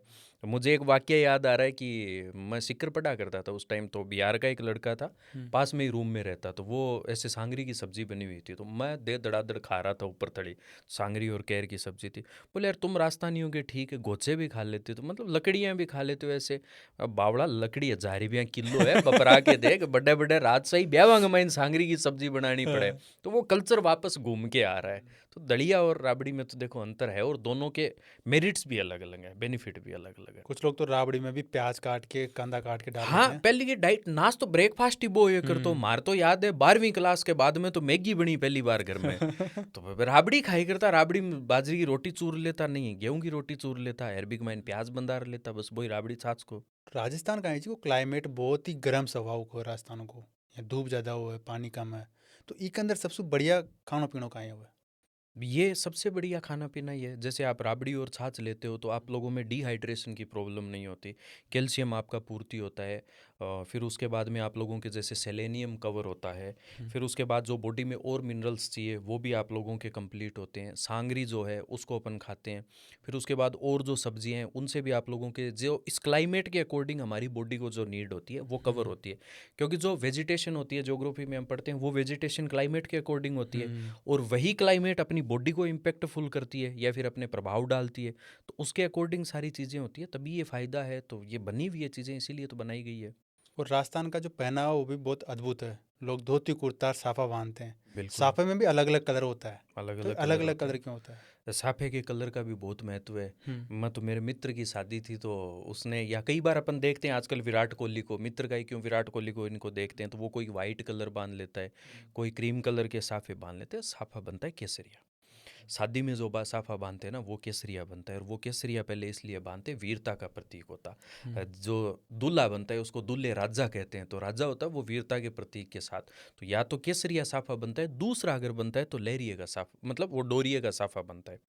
अब साफे में जैसे सावन में साफा बांधते हैं महिलाएं, अपने लहरिया उड़ती है, ठीक है, तो आदमी जो साफा बांधते हैं वो लहरिया बांधा जाता है। फिर कोई और प्रोग्राम होते हैं तो मोठड़े का साफा होता है, तो लहरिया में तो लाइनिंग होती है, और मोठड़ा जो होता है उन लाइनिंग को काटता है, तो वो मोठड़े का साफा होता है। फिर जो सुनार होते हैं अपने बड़िए होते हैं, तो वो ऐसे उसको गूंथ के साफा बांधते हैं, तो उसको आंटेदार पगड़ी बोलते हैं। कोई शिकार करने जाता है तो वो अपने खाकी कलर का साफा बांधता है। फिर उसके बाद में जैसे अपने जाट हुए, बिश्नोई हुए, तो वो वाइट कलर का, सफ़ेद कलर का वो साफा लगाते हैं। फिर आता है आप लोगों के पचरंगी साफा होता है, जैसे अपने प्रोग्राम होते हैं तो 5 रंग की जो डॉट डॉट बूंद बूंद बनी हुई होती है, तो वो होता है। फिर उसमें डॉट के साथ में या आपके लाइनें जो बनी हुई होती है, तो वो अपने फंक्शन के लिए होते हैं। तो अलग अलग जगह अलग अलग साफे की केसरिया किया जाता। तब केसरिया इसीलिए तो बांध के जाते कि आज वीरता या तो जिंदा आएंगे या फिर शहीद होके आएंगे, तो वो वीरता का प्रतीक था। अब सफ़ेद और शादी में क्रीम कलर और शादी में साफा, तो कैसे होगा ये सही अपने, है। है ना? तो रीति रिवाज के अनुसार भी सही नहीं है वो, और एस्ट्रोलॉजी के अकॉर्डिंग भी सही नहीं है वो, तो दोनों बातें ही हैं उसमें तो। और यहाँ के लोग धोती कुर्ता ज़्यादा पहनते हैं, राजस्थान के लोग। तो धोती कुर्ता जो सफ़ेद पहनते हैं, ये सफ़ेद क्यों पहनते हैं? सफ़ेद गर्म क्लाइमेट है अपने, जैसे वेस्टर्न राजस्थान में पश्चिम में आते हैं तो पश्चिम में ज़्यादा धोती कुर्ता देखने को मिलेगा आप लोगों को। इधर जैसे अपने सदर्न राजस्थान में या दक्षिण राजस्थान में जाते हैं तो छोटी धोती पहनते हैं, जैसे डेपाड़ा और पहनते हैं बिलों के, और अपने तो पश्चिम राजस्थान में एक तो गर्मी बहुत पड़ती है, और धोती होती है वो झीणी होती है और सूती होती है कॉटन की, तो एक तो उससे गर्मी नहीं लगती है, और दूसरा जो कुर्ता पहनते हैं वो कुर्ता भी कॉटन का पहनते हैं, फिर बाद में धीरे धीरे चलने लग गए अपने रेशम के। जैसे मिट्टी के बर्तन होते पहले, फिर एल्यूमिनियम के आ गए, सिल्वर के जिनको बोलते, फिर स्टील के आ गए, फिर वो अपने फैन आ गए, फ्राई फैन वाले, वो सिस्टम आ गया, अब वापस वो हांडियाँ आ रही है मिट्टी वाली। तो वैसे ही क्या, कुर्ते जो होते हैं सूती कपड़े के होते हैं, तो उनसे गर्मी नहीं लगती, तो जल्दी जैसे अपने स्वेटिंग होती है बॉडी में या पसीना आता है तो वो उसको सोख लेते हैं और स्किन डिजीज़ नहीं होती। तो इसलिए वो धोती कुर्ता क्लाइमेट के अकॉर्डिंग, उष्ण जलवायु जो होती है उसके हिसाब से पहना जाता था। हम बहुत आगे थे, हम वैज्ञानिक तरीके से भी बहुत आगे थे और आज भी हैं। और राजस्थान की महिलाएं हर क्षेत्र में अलग अलग पहनावा पहनती है, कहीं पे घाघरा लोगड़ी, कहीं पे कुछ और, तो अलग अलग क्यों पहनते हैं? तो अलग अलग देखो, राजस्थान का कल्चर इतना शानदार रहा हुआ है हम्म, कि मतलब पर्टिकुलर अगर एक एरिया में ही कोई रह रहे हैं, दो कम्युनिटी, चार कम्युनिटी, उनके डायलेक्ट में भी अंतर होता है, बोली में। जैसे मेरा मित्र है तो वो ब्राह्मण कम्युनिटी से है, तो पंडित जी बोलते हैं उनको, तो वो कई बार ऐसे बोलते हैं, तो मैं मारवाड़ी बोलता हूँ तो मैं बोलता हूँ मैं खास हूँ, मैं पीस हूँ, मैं जास हूँ, तो वो बोलता है मैं जास हूँ, मैं खास हूँ, मैं पीस हूँ, इयाँ कोनी। तो उसके डायलेक्ट में अंतर है, मेरे डायलेक्ट में अंतर है, 1 किलोमीटर का हमारे सिर्फ घर का अंतर है। तो वैसे ही अपने क्या है कि अलग अलग जैसे कम्युनिटी है, जैसे अपने आप लोग देखोगे कि भाई जाटों में पहना जाता है, ओढ़ना पहनते हैं अपने, मोटा ओढ़ना होता है जिस पे आप लोगों के मिरर वर्क होता है। राजपूतों में राजपूती कल्चर के अनुसार कांचड़ी, कुर्ती, ओढ़नी ये पहनी जाती है। फिर उसके बाद मीणा कम्युनिटी अपने, उनके थोड़ा अलग कल्चरल पहनावा है। बिश्नोइयों में थोड़ा अलग होता है, तो वो एक सिग्नेचर भी अपन कह सकते हैं कि भाई एक आइडेंटिफाई हो जाती है उस चीज़ से, और वो उस कल्चर में फेमस भी है। तो वो दोनों ही उनका स्टेटस सिंबल भी है वो, और उनके लिए वो एक प्राइड का, मतलब अपन ये कह सकते हैं कि प्राइड की बात भी है और उनके दिल से जुड़ी हुई भी है। तो हर का लगभग अपने। बाकी गहने नॉर्मली आप लोग सुनते हो, मांग टिक्का लगाते हैं अपने, सिरमाड़ लगाते हैं, फिर उसके बाद में गले में आप लोगों ने भाई आड हो गया, 16 गड़सरी श्रृंगार हो। होते हैं, 16 हाँ, श्रृंगार। श्रृंगार तो 16 ही होते हैं, पर अपने राजस्थान में बहुत है अच्छा, बच्चों के हाँ। तो याद करते करते समस्या हो जाती है हम्म, कि कितने होते हैं। हम्म, श्रृंगार देखो रियल में वही है। हम्म, अब फेशियल कर लेते हैं अपन, फाउंडेशन लगा हम्म। लेते हैं, ये श्रृंगार नहीं है, ये लिप अप होती सही है। बात है। ये है कि श्रृंगार के बाद में कुछ वैल्यू एडिशन होते हैं, वो है। हम्म, तो भाई मांग टिक्का लगाते अपने, शीश फूल लगाते, मेमंद पहनी जाती, रखड़ी बांधती महिलाएं, फिर उसके बाद में गड़पटिया, हार, टेवटा, गड़सरी, राड हो जाती घर में इनके लिए। तो लुगाइयां आपस में बोले गड़सरी गाल से हो, गड़पटियो गाल से हो, हम्म। कि भाई टेवटो और गाल दे से, तू तो ब्याह खातर हाँ भर। तो सही है। ये श्रृंगार हुआ करते थे। अब आजकल तो देखने को ही नहीं मिलते, और आजकल तो देखो बायां बेचारी, मतलब मैं कहता हूँ बहनें हैं वो बेचारी दूध पीती नहीं है, उनको स्मेल आती है, और कुछ अपने दूध वगैरह ऐसे ही नहीं आते हैं। खान पान ऐसा हो गया कि उनको, मतलब कि शरीर भी उनका इतना वीक हो गया, वरना वो पहले औरतें इतना गहना लाद के फिर उसके बाद में सामान। और कई बार तो किए कि लुगाया के पहले टाबर भी यहाँ होता कि खेत में काम करती और बांगे टाबर हो जाती, मतलब टाबर करण करण खातर सन्नीणों बनवा लेती, कि भाई आपने घी खाणो है ई बार साल, मतलब किलो खंड घी खाणो है तो ई बार आपने टाबर जामे। तो वो एक हिम्मत की बात ही, अब सिजेरियन बेबी करने पड़ रहे हैं, तो ये एक अगली जो नेक्स्ट जनरेशन आती है उसका इम्पेक्ट भी देखने को मिलता है। आपने बहना ने बाई बोला राजस्थान में, लेकिन कुछ लोग ये माने जो काम वाली बाई बोले उन्हें बाई बोले। हाँ, तो देखो अपने कल्चर में यही है कि भाई अपने बाई जैसे बहन होती है, छोटी होती है, जिसका नाम पता नहीं होता, तो ये अपने सिंबॉलिक वर्ड है। जैसे कि अपन किसी को कहते हैं भाया, हम्म, तो कोई लड़का है, अब वो ज़रूरी नहीं है वो भाई है। हम्म, जैसे पुराने समय में आप लोगों के बन्ना शब्द हैं, भंवर सा शब्द है, चौधरी साहब शब्द है, राव साहब शब्द है, तो ये सिंबल के वर्ड हैं ये, कि किसी को राजस्थानी कल्चर ऐसा रहा हुआ है कि किसी को भी नीचा ना दिखाया जाए, कि जो भी है वो हमारे समकक्ष है और हमारे लिए रिस्पेक्टेड है। तो बहन बेटियों को भाई कहा जाता, भाया जो लड़के होते उनको, और फिर आपस में एक दूसरे को जानते नहीं, तब नाम पता नहीं होता, तब जिनके फादर नहीं होते, जैसे चौधरी लगता है तो नाम के आगे चौधरी लगता है, इसका मतलब ये होता है कि उनके पिताजी नहीं है। नाम के अच्छा। आगे ठाकुर लगता है, उनके पिताजी नहीं है। तो पाग दस्तूर होती है अपने, बाकायदा ये रिचुअल होते हैं, तो उस पाग दस्तूर के बाद नाम के आगे ये लगता है। तो ये चीजें थी, ये सिंबॉलिक वर्ड थे, यही एक विरासत का भी, ये भी एक प्रकार है अपने। तो वो बाई तो प्रेम को शब्द है। मत क्लास में कई बार टाबरन की बायां बैठी रहे, मैं बाई समझ में आ गयो के थारे, तो बोले सर आप बाई, अरे मैं बाई काम वाली बाई को नहीं है थे, मार बेना बराबर हो। सही तो है। वो है, तो वो फिर बाद में उनको समझाते हैं तो उनको अच्छा भी लगता है कि नहीं ये बहुत बढ़िया बात है अपने राजस्थान की, तो वो उनको समझानी पड़ती है बात। और आपने कहीं और राजस्थान में मतलब पगड़ी पहना है ना, तो पापा की मतलब पिताजी की मृत्यु के बाद में पगड़ी पहना है। हाँ, वो पाग दस्तूर होता है, वो हाँ। उसी के बाद मैंने बताया ना कि नाम के आगे, या तो नाम के आगे ठाकुर लगता है, हम्म, नाम के आगे चौधरी लगता है, नाम के आगे राव लगता है, जो बाद वाला वर्ड है वो पहले यूज करते हैं। तो वो इससे होते हैं कि ये बड़े हैं, इनसे बड़े जो थे उनका देहांत हो चुका है, इस घर में सबसे वरिष्ठ यही है। उसका मतलब ये होता है। वरना जैसे कि कल्चर, जैसे राजपूती कल्चर है तो उसमें भंवरसा, बनासा, तो ये शब्द होते हैं। या फिर अपने कोई और जैसे कम्युनिटी में लोकल वर्ड होते हैं और अलग अलग वर्ड होते हैं, तो ये जो वर्ड आगे लगते हैं इनका मतलब होता है उनके फादर अब नहीं रहे, वो घर में सबसे बड़े। और राजस्थान की भूमि को वीरों की भूमि बोलते हैं। बिल्कुल निस्संदेह, वीरों की भूमि बोलना क्या, राजस्थान की भूमि तो है वीरों की भूमि। इतने बलिदान हुए हैं, पग पग पर बलिदान हुए हैं, जिनकी हम संख्याएं गिन नहीं सकते। अगर हम बैठें तो रिसर्च छोटी पड़ जाए और लोग कम पड़ जाएं। राजस्थान में इतना वीरों की भूमि रही है और इतना रिच उस पर लिटरेचर रहा हुआ है और इतनी वीरांगनाएं भी रही हुई है। वीरों की क्यों, मतलब वीरांगनाओं की भूमि भी है। हाड़ी रानी के बारे में जब अपन सुनते हैं तो मैं कई बार मेघराज मुकुल की वो सेनानी, राजगढ़ से थे, चूरू डिस्ट्रिक्ट से मेघराज मुकुल जिन्होंने सेनानी लिखी हुई है, मेरी फेवरेट कविता है। तो हाड़ी रानी के बारे में तो उन्होंने बलिदान दिए हैं। अब वो बलिदान उस समय के अनुसार प्रासंगिक वैसे भी थे और वर्तमान में अब कोई और तरीके से बलिदान भी, जरूरी नहीं होता कि प्राणों को त्याग कर ही बलिदान दिया जाता है। बलिदान देने की परिभाषाएं और बहुत होती है। राणा सांगा को आप देखो, कितने घाव लगे हुए थे और उसके बाद भी वो बंदा लड़ रहा था, ये कितनी आश्चर्य की बात है। तो मैं तो खुद कई बार कहता हूँ कि भाई राणा सांगा तो आधा तो आप राणा सांगा यही हो रहे हैं आजकल। वो तो युद्ध में लड़ते हुए थे, हम गिरते पड़ते ही राणा सांगा जैसे हो रहे हैं। तो कम से कम उनके बराबर का डेडिकेशन, उनके बराबर का लेकर तो नहीं आ सकते, लेकिन कुछ उनसे ऐसा तो सीख सकते हैं कि भाई हमें हार नहीं माननी चाहिए। ये तो हमारी यूथ को देखो उनसे सीखने की है। तो क्या आज की जनरेशन उस बलिदान का महत्व समझती है? देखो, बलि जनरेशन को समझाना पड़ता है। कोई भी जो आगे की, मैंने पहले भी बताया कि जनरेशन को हम जो चीज़ें देंगे वो उनको सीखेंगे। बलिदान पहले युद्धों में बलिदान किए जाते थे, वॉर होता या अपने कमिटमेंट के लिए करते। आज जो बलिदान हो रहे हैं, किसी को आप शिक्षा दे के, किसी चीज़ का त्याग करके अगर किसी को शिक्षा दे रहे हो, किसी को भोजन दे रहे हो, किसी को ऐसा काम आप आ रहे हो जिसकी वजह से उसकी आने वाली पीढ़ियाँ हैं वो सुचारू रूप से चल सके, किसी को आप अपना ऑर्गन डोनेट कर रहे हो, ये भी एक बलिदान के प्रकार ही होते हैं। बलिदान का मतलब ये नहीं कि आपने अपना जीवन त्याग दिया। उस समय उस चीज़ की ज़रूरत थी, आज दूसरे चीज़ों की ज़रूरत है। उस समय हाड़ी रानी हुई थी, उस समय शिवाजी महाराज की माताजी हुई थी जिन्होंने शिक्षा दी थी, उन्होंने बलिदान दिया था। तो ये सभी जो महिलाएं हैं उनकी भूमिकाएं आज भी चल रही है, पहले भी चल रही है। जैसे एक वाकया हुआ था अपने जोधपुर के पास में, जोधपुर से आगे की साइड में, कि एक घर में आग लग गई थी और कुछ अपने महिलाएं थी जिन्होंने अपना शरीर वहीं पर, मतलब उस अग्नि के हवाले ही कर दिया था। अब उस पे कई बार आर्ग्यूमेंट होते हैं कि उनको मतलब अपना शरीर नहीं छोड़ना चाहिए था, अग्नि में नहीं जलना चाहिए था। उनके लिए वो चीज़ बड़ी थी कि उनका जो लज्जा शर्म, ये जो गहना है वो बड़ा था उनके लिए, जबकि जीवन बड़ा नहीं था। अब कोई व्यक्ति सोचे कि उसके लिए जीवन बड़ा हो तो वो उसका ओपिनियन है, उनका सोचना उनका ओपिनियन है।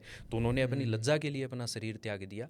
तो हर व्यक्ति विशेष का एक ओपिनियन होता है, थॉट प्रोसेस होता है, तो उसके लिए वो जीता है और उसको जीने की स्वतंत्रता भी होती है। जोर की घटनाएं तो पहले भी हो चुकी है, जैसे हम पद्मावती मूवी में देखा हम सबने। तो ऐसी घटनाएं तो काफ़ी पहले भी हो चुकी है। जौहर की घटनाएं पहले हुई थी और उस समय मैं कह रहा हूँ ना, समय की मांग थी वो, कि उस समय जो आक्रांता होते या फिर बाहरी आक्रमणकारी जो आते, वो महिलाओं के साथ में अभद्र व्यवहार हुआ, बलात्कार जैसी घटनाएं होनी, उनको मृत्यु के घाट उतार देना, तो अमानवीय तरीके के कृत्य वो करते। तो उनसे बचने के लिए और उनके शरीर मतलब वो स्पर्श ना कर पाए, तो उसकी वजह से जौहर करती थी। तो वो भाई उस समय की प्रासंगिकता थी। तो कितना बड़ा वो बलिदान है। तो माँ पद्मावती को आज भी हम लोग याद करते हैं। तो कितने जोहर हुए हैं राजस्थान में, चाहे रणथंभौर के जोर देखो, चाहे मेवाड़ के देखो, चाहे सिवाना के देखो, चाहे जालोर के देखो, चाहे आप लोगों के जैसलमेर के देखो। तो वो एक अपनी मर्यादा के लिए, अपने सम्मान के लिए और अपने देह के लिए उन्होंने बलिदान दिए है। राजस्थान के जो वीर योद्धा जितने भी हैं उनके ऊपर काफ़ी मूवीज बन चुकी है, जैसे छावा हो गई, पद्मावती हो गई। तो क्या मूवी में एकदम सही दिखाया गया है जैसा कि ऐसे हुआ था? छावा तो शिवाजी महाराज के वंशज पर बनी हुई है। बाकी राजस्थान में जैसे कि अपने पद्मावती मूवी बनी हुई है। दरअसल समस्या ये है कि हम लोग ऑडियंस को खींचने के लिए मूवी बनाते हैं। तो जब किसी भी एरिया पर कोई रियल घटना बनाई जाती है तो उसके वास्तविक पहलू दिखाए जाने चाहिए। कहीं ना कहीं इतना तोड़ मरोड़ के वो पेश कर देते हैं कि वो चीज़ें हमारे यहाँ पर मतलब कि पूरा उसके साथ में जस्टिफाई नहीं हो पाती। उसमें जैसे किरदार होते हैं, मैं तो कई बार सर भी कहते हैं और मैं भी इस बात को सही है कि अब तो लाइटिंग वगैरह में, इनमें एसी वगैरह में रह के गोरे दिखने लगे। वरना क्रिकेट खेलते तो हाथ के बोरिए नहीं बाते, बोरिए मतलब बोरिया खाते हैं अपने, अगर किसी को दे तो वो लेने से मना कर दे। तो हम लोग इतने गोरे चिट्टे हुआ ही नहीं करते थे। अब ठीक है, जनरेशन चेंज हो रही है, अंदर ही अंदर रह रहे हैं। यही 5 दिन बाहर अगर फिरवाया जाए तो कोयलों काला और तुआं ज़्यादा काला हो जाओ, आपने रोटी पौवा सकाऊँ। तो वो किरदार थे, डाकी जैसे शरीर थे, एकदम बलिष्ठ आदमी थे। राणा कुंभा के बारे में स्टोरियों में सुनते हैं कि वो जो शिवलिंग है उस पे वो बैठे बैठे जल चढ़ाते, और वो शिवलिंग खासा मतलब बड़ा है, तो उनकी हाइट क्या रही होगी। तो इस प्रकार के शरीर, अब उनमें फिर बाद में शाहिद कपूर का किरदार होगा, तो वो फिर बाद में, फिर उसके बाद अलाउद्दीन खिलजी है, उसकी चीज़ें वो आपस में, तो कहीं ना कहीं फिर वो बाद में कंट्रोवर्शियल। अब जैसे मैं मतलब मैं खुद पर्सनली फ़ैन हूँ मैं सूरजमल जी महाराज का। तो जैसे कि अपने भाई राजपूताना अपने राजस्थान को कहते हैं, उसके पीछे कारण है कि राजपूत डायनेस्टी ने रूल किया हुआ यहाँ पर अलग अलग जगह। जैसे मराठा डायनेस्टी ने कहीं रूल किया, कहीं राष्ट्रकूट थे, कहीं पल्लव थे, तो उनके हिसाब से उनको जाना भी जाता उन एरियाज़ को। तो जैसे जाट एरिया था अपने भरतपुर रियासत जो थी, वो छोटा सा एरिया है, अगर वो भी ज़्यादा बहुत बड़ी रियासत होती तो उनका भी मतलब कि भी जाटलैंड हो सकता था हरियाणा की तरह। वो एक टाइम पीरियड पे नाम होता है। हम किसी को भी, जैसे मैं आपसे मिलता हूँ और चौधरी साहब, ऐसे मैं कह देता हूँ, तो ये एक टाइम पीरियड की बात होती है। तो सूरजमल जी है, तो उनको एक मूवी में दिखाया हुआ था कि वो जो आप लोगों के युद्ध हुआ पानीपत का, उस पानीपत के युद्ध में उनकी कोई भूमिका नहीं थी। इतने वीर आदमी थे, मैं उनकी आप फोटो में मुझ से देखोगे तो ही आपको ऐसे रोंगटे खड़े हो जाएं, अगर आपने इतिहास पढ़ा है तो उनकी कहानियां जब सुनते हैं तो अब उन पे फिर मूवी बनाओगे तो गुद्दी में मारनी चाहिए ऐसे डायरेक्टर के, तो कि ढंग से तो बना, कम से कम फिल्म ही बना रहे, इन हस्तियों को दिखा रहे तो लगना तो चाहिए। अब उनका कोई रोल करेगा, वो 60 किलो का आदमी होगा, तो उस रोल को कैसे वो जस्टिफाई कर पाएगा। अक्षय कुमार ने रोल किया है पृथ्वीराज का, पृथ्वीराज क्या आदमी था और क्या उसको दिखा दिया। मैं मूवी में से बीच में उठ के आया था, मैं मेरे मित्र पृथ्वीराज की मूवी दिखाने लगे, चंद्रबरदाई भट्ट, उसको चलो चंद्रबरदाई जो थे अपने, उनके किरदार पर संशय है कि वो कैसा रहा हुआ, लेकिन उसको भटवे, मतलब ऐसे शब्दों का यूज, और वो भी राजस्थान में, तो मतलब बड़ी विडंबना की बात है। अब धीरे धीरे थोड़ा सा समझ में आने लगा है उनको कि भाई क्या बनाना चाहिए, कैसे बनाना चाहिए, तो वो बातें भी है। तो राजस्थान के लोगों को, जो नई यूथ, उनको कैसे याद रखना चाहिए यहाँ के कल्चर को? बलिदान को देखो, कल्चर को हम आगे की पीढ़ी को हम डोनेट करते हैं तभी वो एडोप्ट करते हैं, यानी कि उनसे हम जुड़ाव। और दूसरा, जैसे कि कहानियाँ, हम राणा सांगा को, राणा कुंभा को, महाराणा प्रताप को, इनको केवल युद्धों के तरीके से नहीं जानते, इनकी मोरल वैल्यूज़ भी क्या थी वो भी हमारे जीवन में आज भी प्रासंगिक होती है। इनकी डेडिकेशन लेवल क्या थी आप इनके काम करने, उनको युद्ध लड़ना था उसके लिए उनकी डेडिकेशन थी, हमें आज जो काम करना है उसके लिए हमारी डेडिकेशन होनी चाहिए। तो वो आप उससे सीख सकते हो। आप नेपोलियन बोनापार्ट के स्टेटमेंट को समझते हो कि भाई आप मुझे 100 कुत्ते दे दो और उनका एक लीडर जो है वो शेर को बना दो, तो वो 100 कुत्ते हैं वो शेर की तरह व्यवहार करेंगे, जबकि 100 शेरों का लीडर कुत्ते को बना दो तो वो आपके कुत्ते की तरह व्यवहार करेंगे। तो अब आप नेपोलियन बोनापार्ट को इतना समझ रहे हो तो आपको ये भी पता होना चाहिए कि यहाँ पर कौन कौन से योद्धा हुए हैं जिन्होंने इतनी छोटी सी सेना के साथ में आप लोगों के, अब बाजीराव बल्लाड़ के बारे में हम तो इतने युद्ध जीते हैं, तो क्या हम इतने घंटे कंटिन्यू स्टडी नहीं कर सकते? क्या हम अपना जो काम कर रहे हैं उसमें अपना एफर्ट नहीं दे सकते? दुर्गादास राठौड़ के बारे में हम पढ़ते हैं कि भाई वो बंदा घोड़े से नीचे नहीं उतरा था, तो उसकी डेडिकेशन लेवल देखो अपने काम के प्रति, स्वामी भक्ति के प्रति, वो पहलू एक अलग है। लेकिन हम भी तो अपने काम के प्रति वो स्वामी भक्ति रख सकते हैं कि हमारा ये काम है, ये हमारा स्वामी है और इसके प्रति हमारी डेडिकेशन है। वो चीज़ें भी सीखने को मिलती है, तो वो यूथ को आगे बढ़ाती है। तो उनको मॉडर्नाइजेशन में भी हम चीज़ों को अप्लाई कर सकते हैं। जो बुक्स में जितना बताया गया है उतना काफ़ी है, या फिर उससे और ज़्यादा बताना चाहिए बुक्स देखो, में? बुक्स में समरी बताई जाती है। मैं आपके बारे में, मुझे कोई पूछेगा तो मैं बताऊंगा आपका नाम, पिताजी का नाम, ये ऐसे ऐसे बातें मोटा मोटी।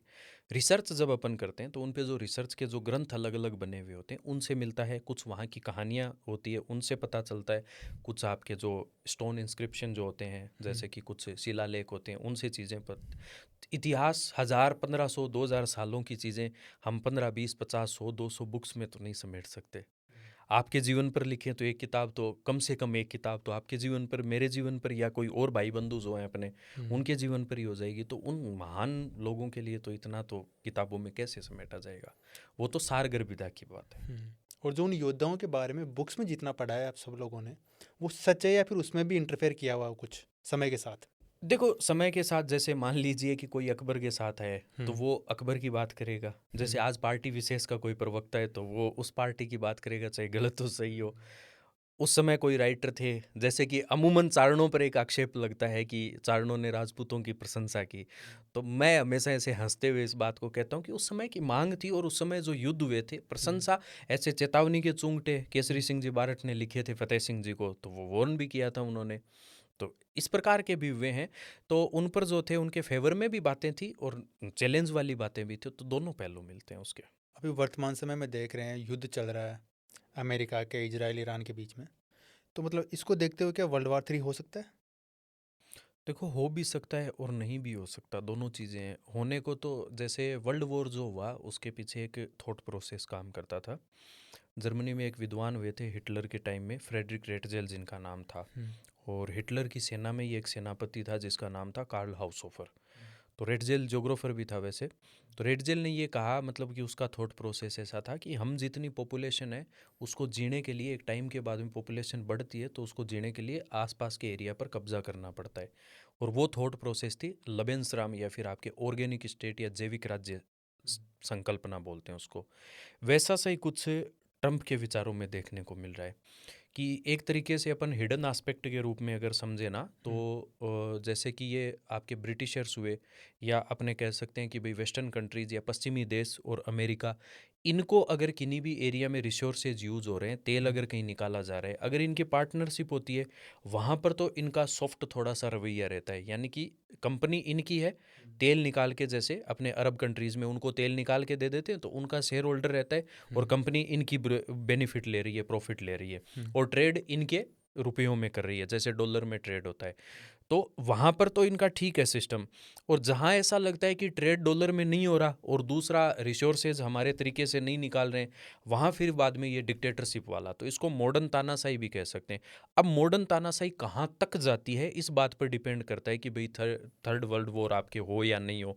क्योंकि अभी ईरान का जिस प्रकार से रवैया है, तो मैं तो ट्रंप को ऐसा कहना चाहूँगा, पुरानी मूवीज़ में जो लाला हुआ करता था, अपने ब्याज पर पैसे देता, फिर उसके बाद में घर लूट लेता और कंगन वापस नहीं देता, तो ईरान वो बिरजू जो है वो अपनी माँ के कंगन वापस लेने के लिए जाता है। तो ईरान तो वो बिरजू बन रखा है और वो लाला ट्रंप बन रखा है। और ट्रंप वैसे भी एक लाला जैसा ही है, पूरा एकदम बिजनेस माइंड आदमी है, हिटलर टाइप में। हिटलर टाइप का। हिटलर थोड़ा ज़्यादा तानाशाह था, क्रूर था, और ये थोड़ा क्रूर कम है लेकिन बिजनेस माइंड ज़्यादा माइंड से है। खेलता है। हाँ, तो उसके हिटलर के साथ बचपन की कुछ घटनाएं जुड़ी हुई थी तो वो ज़्यादा क्रूर हो गया था। तो इसका जो रवैया चल रहा है, अब कल को अपने वो जो आलू बुखारा है अपने नॉर्थ कोरिया वाला, तो भाई वो भाई तो किम जोंग। उसका, हाँ, किम जोंग का उसका अलग ही एटीट्यूड है कि अपने फील्ड में कोई बादशाह हो तो किम जोंग जैसा हो, कि कभी भी अगर युद्ध की बात चल रही है तो किम जोंग मिसाइल मार सकता है। तो उसकी कोई खिसक जाए, वो मिसाइल मार दे कोई परमाणु की, तो भाई वर्ल्ड वॉर होने में तो क्या है, एक मिसाइल, एक बम, एक हथियार, जितना ही तो अंतर है। तो हो भी सकता है और नहीं भी हो सकता। समझदारी से काम ले, मध्यस्थता से काम ले, तो ये रुक सकता है। तो जियो पॉलिटिक्स होती है, तो इस जियो पॉलिटिक्स को किस प्रकार से टैकल किया जाए। जैसे चाइना और इंडिया में कई बार चाइना वाले डोकलाम की तरफ आ जाते हैं, अक्साई चीन वाला जो क्षेत्र था, तो उनकी ड्रैगन पॉलिसी चल रही है। अब वो ड्रैगन पॉलिसी से किस कंट्री को कितना नुकसान पहुंचाते हैं, तो वो वॉर भी हो सकता है और नहीं भी हो सकता है। 1962 में हमारा वॉर हुआ, उसके बाद अब चीज़ें थोड़ी बहुत छुटपुट जो झड़प होती है उस पर रुक जाती है। ताइवान को वो पूरा का पूरा अंडर कंट्रोल करने का प्रयास कर रहे हैं, लेकिन ताइवान नहीं झुक रहा, तो वहाँ पर भी वॉर हो सकता है। तो हो भी सकता है और नहीं भी हो सकता। लेकिन अभी जो हालात देखने को मिल रहे हैं, तो ये काफ़ी हीट, मतलब कर रहे हैं जनरेट आपस में युद्ध करने के लिए। तो ये स्थिति थोड़ी चिंताजनक है। तो मतलब अभी तक विचार तो नहीं है कि हो जाएगा वर्ल्ड वॉर, लेकिन हो विचार सकता है। तो होगा ही नहीं, विचार नहीं करते हैं, इसीलिए तो वर्ल्ड वॉर की स्थिति आती है। अगर कोई आदमी सोचता है और विचार करता है तो वो सही निर्णय लेने की तरफ जाता है, और वो विचार नहीं करता, केवल लाभ को देखता है और एरोगेंसी और ईगो को देखता है, तो वो विचार विध्वंस बन जाते हैं बाद में। यही स्थितियाँ वर्ल्ड वॉर को प्रमोट करती है। तो अगर होता है तो भारत को कितना नुकसान होगा? सभी को नुकसान होगा। आज अगर इनमें दो में ही वॉर हो रहा है, तो हम लोगों के जैसे एलपीजी की जो अपने समस्या देखने को मिल रही है, तेल की, क्रूड ऑयल की समस्या, ट्रेड की समस्या, और जैसे कि अभी रमज़ान का महीना था, उसके बाद में मुस्लिम भाई जाने वाले थे रमज़ान पर, तो वो भी नहीं हो रहा। तो ये सारी, मतलब धार्मिक रूप से भी, आर्थिक रूप से भी, सामाजिक रूप से भी सारी चीज़ें होती हैं। वहाँ मज़दूर भी हमारे काम कर रहे होते हैं, उनको भी दिक्कतें होती है, उनकी भी घर जो यहाँ पर चल रहे हैं तो उनसे भी समस्याएं। तो सारे ऑल ओवर वर्ल्ड को इम्पेक्ट देखने को मिलता है इसका। तो सर, आप पहले स्पोर्ट्स पर्सन रहे, फिर लॉ की पढ़ाई की आपने, फिर आप ज्योग्राफी पढ़ाए थे, फिर कल्चर पढ़ा रहे, और अभी आप जर्मन लैंग्वेज सीख रहे हो। तो क्या प्लान है आपका? मतलब मल्टी टैलेंटेड होने के पीछे क्या कहानी है? मल्टी टैलेंटेड तो नहीं कह सकता मैं, मल्टी टास्किंग शब्द यूज़ लूँगा कि मुझे अलग अलग टास्क करने में थोड़ा सा ऐसे आनंद आता है। वैसे देखो, विद्यार्थी जो होते हैं, एक बार में जो एक काम किया जाता है उसमें हमेशा कंसंट्रेशन रखना चाहिए। जैसे अपन कहते हैं कई बार विद्यार्थियों के लिए, और मैं एक आपके माध्यम से मैसेज भी देना चाहूँगा कि कई बार अपन कहते हैं कि एक नौकरी की या एक चीज़ की तैयारी करनी चाहिए। वो एक बार आप जो काम कर रहे हो उसके लिए आपको पूरा प्रॉपर डेडिकेट होना चाहिए। फिर उसके बाद दूसरा, अगर आप अपना फील्ड चेंज करते हो या कोई भी कारणवश, जैसे ज़रूरी नहीं होता कोई आरएएस नहीं लगे या कोई आईएएस नहीं लगे या असिस्टेंट प्रोफेसर या जॉब नहीं लगे, तो उसके रास्ते बंद हो जाते हैं। रास्ते बंद नहीं होते, हम में खुद में इतने हिडन टैलेंट होते हैं जिनको हम समझ नहीं पाते या हमारी परख नहीं होती। तो मेरा ये था कि पहले जैसे मैं स्पोर्ट्स में था तो मुझे ऐसे लगता कि भाई स्पोर्ट्स है, तो इंजरी हुई तो मैंने उसे कभी सैड फील नहीं किया। मैंने कहा ठीक है, कोई बात नहीं, अब कुछ नया करते हैं। तो वो नए में ज्योग्राफी पढ़ी। फिर ज्योग्राफी पढ़ने के बाद में जैसे मैंने सचिन तेंदुलकर के सामने केस लड़ा था, तो वो कंज्यूमर कोर्ट में वाटरप्रूफ इंक को लेके रिनोल्ड्स का किस चीज़ से रिगार्डिंग पूरा क्या मामला था? वो मामला यूं था कि मतलब जैसे रिनोल्ड्स के जो पेन होते हैं अपने, तो रिनोल्ड्स के पेन वाटरप्रूफ इंक आया करती थी, तो सचिन उनका ऐड करते थे, और सचिन हमारे आदर्श हैं भाई, भारत रत्न है, तो वो उसका ऐड, हालांकि उनको नहीं पता होगा या पता होगा, वो उनकी और उनके जो एग्रीमेंट हुआ है उसकी बात है। तो उसमें मैं ऐसे बैठे बैठे मैं सोच कर रहा था, तो दिमाग की क्यूरियोसिटी की बात है, तो वो पेन से मेरे नोट्स खराब हो गए थे, तो मैंने कंज्यूमर कोर्ट में फिर केस दायर कर दिया था। तो ये चीज़ें, फिर वहाँ से मुझे लॉ पढ़ने की खुशी मिली कि हाँ मुझे लॉ पढ़नी चाहिए। तो फिर बाद में मैंने लॉ पढ़ना स्टार्ट किया। फिर उसके बाद में जैसे प्रोफेसरशिप चूज़ करने का एक रीज़न ये भी था कि इसमें आप बाकी काम कर सकते हो। जैसे जो सिविल की जो आपकी जॉब होती है एसडीएम की, तो इनके थोड़ा बिजी स्केड्यूल ज़्यादा होता है, जिम्मेदारियाँ ज़्यादा होती है। प्रोफेसरशिप में आप 4 घंटे 6 घंटे बाद अपना जो आपको रूटीन है, तो उसमें मैं साथ में जैसे लॉ पढ़ता, तो मेरा काफ़ी इंटरेस्ट, मतलब बहुत सी चीज़ों की नई जानकारी भी मिली, वर्डिक्ट भी पढ़ते रहता हूँ मैं। फिर उसके बाद ऐसे लगा कि कुछ लैंग्वेज भी पढ़नी चाहिए अपने को, तो इंग्लिश मतलब मुझे ऐसे लगता है हमेशा से ट्रेंड में चली हुई है, और कोई लंबी चौड़ी बात नहीं है, 2 महीने 3 महीने अगर पूरा अपन उसको डेडिकेशन से दें तो इंग्लिश एकदम फ्लुएंटली हो सकती है, ऐसा भी कुछ है नहीं। तो मुझे लगा कि कुछ ऐसी एक डायलेक्ट या ऐसी लैंग्वेज होनी चाहिए, तो मुझे जर्मन थोड़ी सही लगी क्योंकि वो ज्योग्राफी से जुड़ी हुई थी। तो इसका कहने का मतलब ये है कि हम अपने आप में से ढूंढ सकते हैं नई चीज़ें। तो जो जो बच्चे जिनका सिलेक्शन नहीं हो, तो वो दूसरे तौर तरीके को अगर ढूंढें तो वो भी बहुत अच्छा रहता है। तो मल्टीटास्किंग कह सकता हूँ कि भाई अपन एक दिन एक रोटी खाते हैं, सब्जी खाते हैं, तो हमें कभी तो पनीर भी खा के देखना, कभी आप लोगों ने खमन ढोकड़ा भी खा के देखने, कभी मिठाई, तो कुछ ना कुछ तो अलग मिलेगा। तो वो बात है। मतलब नोट्स पे इंक गिर गई तो आपने कंज्यूमर कोर्ट में केस कर दिया? अधिकार था मेरा। वहाँ से लॉ भारतीय, पढ़नी है आपने सिर्फ? हाँ, वहाँ से लॉ पढ़नी मैंने स्टार्ट की थी। ये 2015-16 की बात थी। उसके बाद में मैंने लॉ पढ़ना स्टार्ट की थी। तो मेरा काफ़ी मतलब इंटरेस्ट भी रहा, और फादर साहब वैसे कि आरटीएस में प्रमोट हुए हुए हैं अभी, नायब तहसीलदार में। तो वो भी लॉ कई बार ऐसे पढ़ते रहते, रेवेन्यू लॉ वगैरह, तो उनकी किताबें पढ़ी रहती, तो मैं उनको पढ़ लेता कि लॉ में ऐसे क्या है, आरटीआई क्या है, ये चीज़ें। तो ये एक अब मज़ा भी आता है पढ़ने में, कि अच्छा भी लगता है पढ़ते हैं तो वो होना चाहिए सर। एज ए टीचर आप बच्चों को क्या कहना चाहोगे? जैसे कोई बच्चा है, तैयारी करने आ रहा है 12वीं के बाद में किसी भी सब्जेक्ट की, किसी के भी लिए, तो क्या चीज़ें देख के कोचिंग के अंदर एडमिशन ले वो? देखो, कोचिंग में एडमिशन लेना तो मैं प्रमोट नहीं करूँगा, क्योंकि कोचिंग तो बाद की बात है, लेकिन पहले जैसे कि ये चीज़ होती है अपने की स्टार्टिंग में, उसकी ग्रोथ ऐसी होनी चाहिए कि जो मदर फादर है उनकी पेरेंटिंग में कभी भी उसको प्रेशराइज नहीं करना चाहिए। जैसे मैं था तो मेरा बैकग्राउंड बायोलॉजी से रहा हुआ था 12th तक, तो मेरे फादर साहब मुझे एमबीबीएस करवाना चाहते थे, और एमबीबीएस में अपने डोनेशन से एमबीबीएस होती भी है। तो उन्होंने कॉलेज भी फाइनल कर ली थी। हम 2-3 घर परिवार के बच्चे थे, तो 2 ने कर भी ली और मैंने बाद में छोड़ दी थी। तो मैंने कोचिंग भी की थी काफ़ी टाइम, तो मेरा उसमें नहीं था। मैं ह्यूमैनिटीज़ के सब्जेक्ट में कंफर्ट था, तो मैंने उनको ये मैसेज कन्वे किया, तो उन्होंने मेरी बात मानी, और बाद में मैं इसमें ठीक, मैंने जो मतलब मेरी संतुष्टि के हिसाब से अच्छा काम किया है। तो कहीं न कहीं पेरेंट्स को भी प्रेशराइज़ नहीं करना चाहिए, और कहीं न कहीं बच्चों को भी ऐसा नहीं मानना चाहिए कि बस ये एक ही फ़ील्ड है हमारे लिए। हम कहते हैं मोटिवेशन के लिए या मोटिवेट करने के लिए कि बस ये एक टारगेट, एक लक्ष्य। वो लक्ष्य जब आप काम कर रहे हो, कई बार नियति हमें दूसरे लक्ष्य भी दे देती है, कि जैसे कई अपन प्लेयर्स के बारे में सुनते हैं कि पहले उनकी ये दिक्कत थी, ये बीमारी थी, फिर उसके बाद वो बहुत बड़े प्लेयर बने। अगर वो बीमारी को लेके ही बैठे रहते, तो वो ऐसा नहीं हो पाता। अब जैसे मैं मान लीजिए कि मेरा सिलेक्शन नहीं हुआ या मेरी जॉइनिंग नहीं हुई अंडर एज में सिलेक्ट होने के बाद भी। तो मैं इसको पॉजिटिव लेता हूँ कि हो सकता है नियति में इतने बच्चों के साथ जुड़ना मेरा लिखा हुआ है, या इस सब्जेक्ट को और तौर तरीके से पढ़ना लिखा हुआ है, और हो सकता है कि मैं किसी को और ज़्यादा बेटर किसी के लिए कर पाऊँ। क्योंकि अगर मैं ज्वाइन कर लेता गवर्नमेंट अब तक, तो मैं उस एक कॉलेज में आराम से बैठा रहता। मैं आराम पसंद इंसान था। पीछे एक मुझे याद है वाकया कि एक स्टूडेंट का मेरे पास मैसेज आया कि सर मेरे ऐसे ऐसे फैमिली प्रॉब्लम है और मुझे एक कोर्स की ज़रूरत है, मुझे पैसे नहीं चाहिए, मुझे एक कोर्स चाहिए। तो मैंने उसको वो कोर्स परचेज करवा के दे दिया। मैं उसकी आइडेंटिटी रिवील नहीं करना चाहूँगा मैं, क्योंकि मुझे भी अच्छा नहीं लगता और बच्चे को भी अच्छा नहीं लगेगा।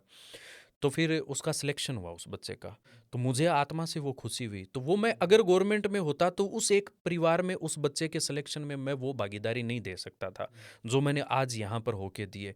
वो मुझे बताने की ज़रूरत नहीं, लेकिन मेरी आत्मा को उस बात से संतुष्टि मिलती है। सही बात। तो ये काम भी परमात्मा ने माध्यम बना के, मैं कुछ नहीं हूँ, करने वाला ऊपर वाला है, करवाने वाला जो बच्चा था उसका था, मैं तो सिर्फ एक माध्यम था। तो ये चीज़ें भी पॉजिटिव वे में मैं मेरे लिए तो ये बेटर है।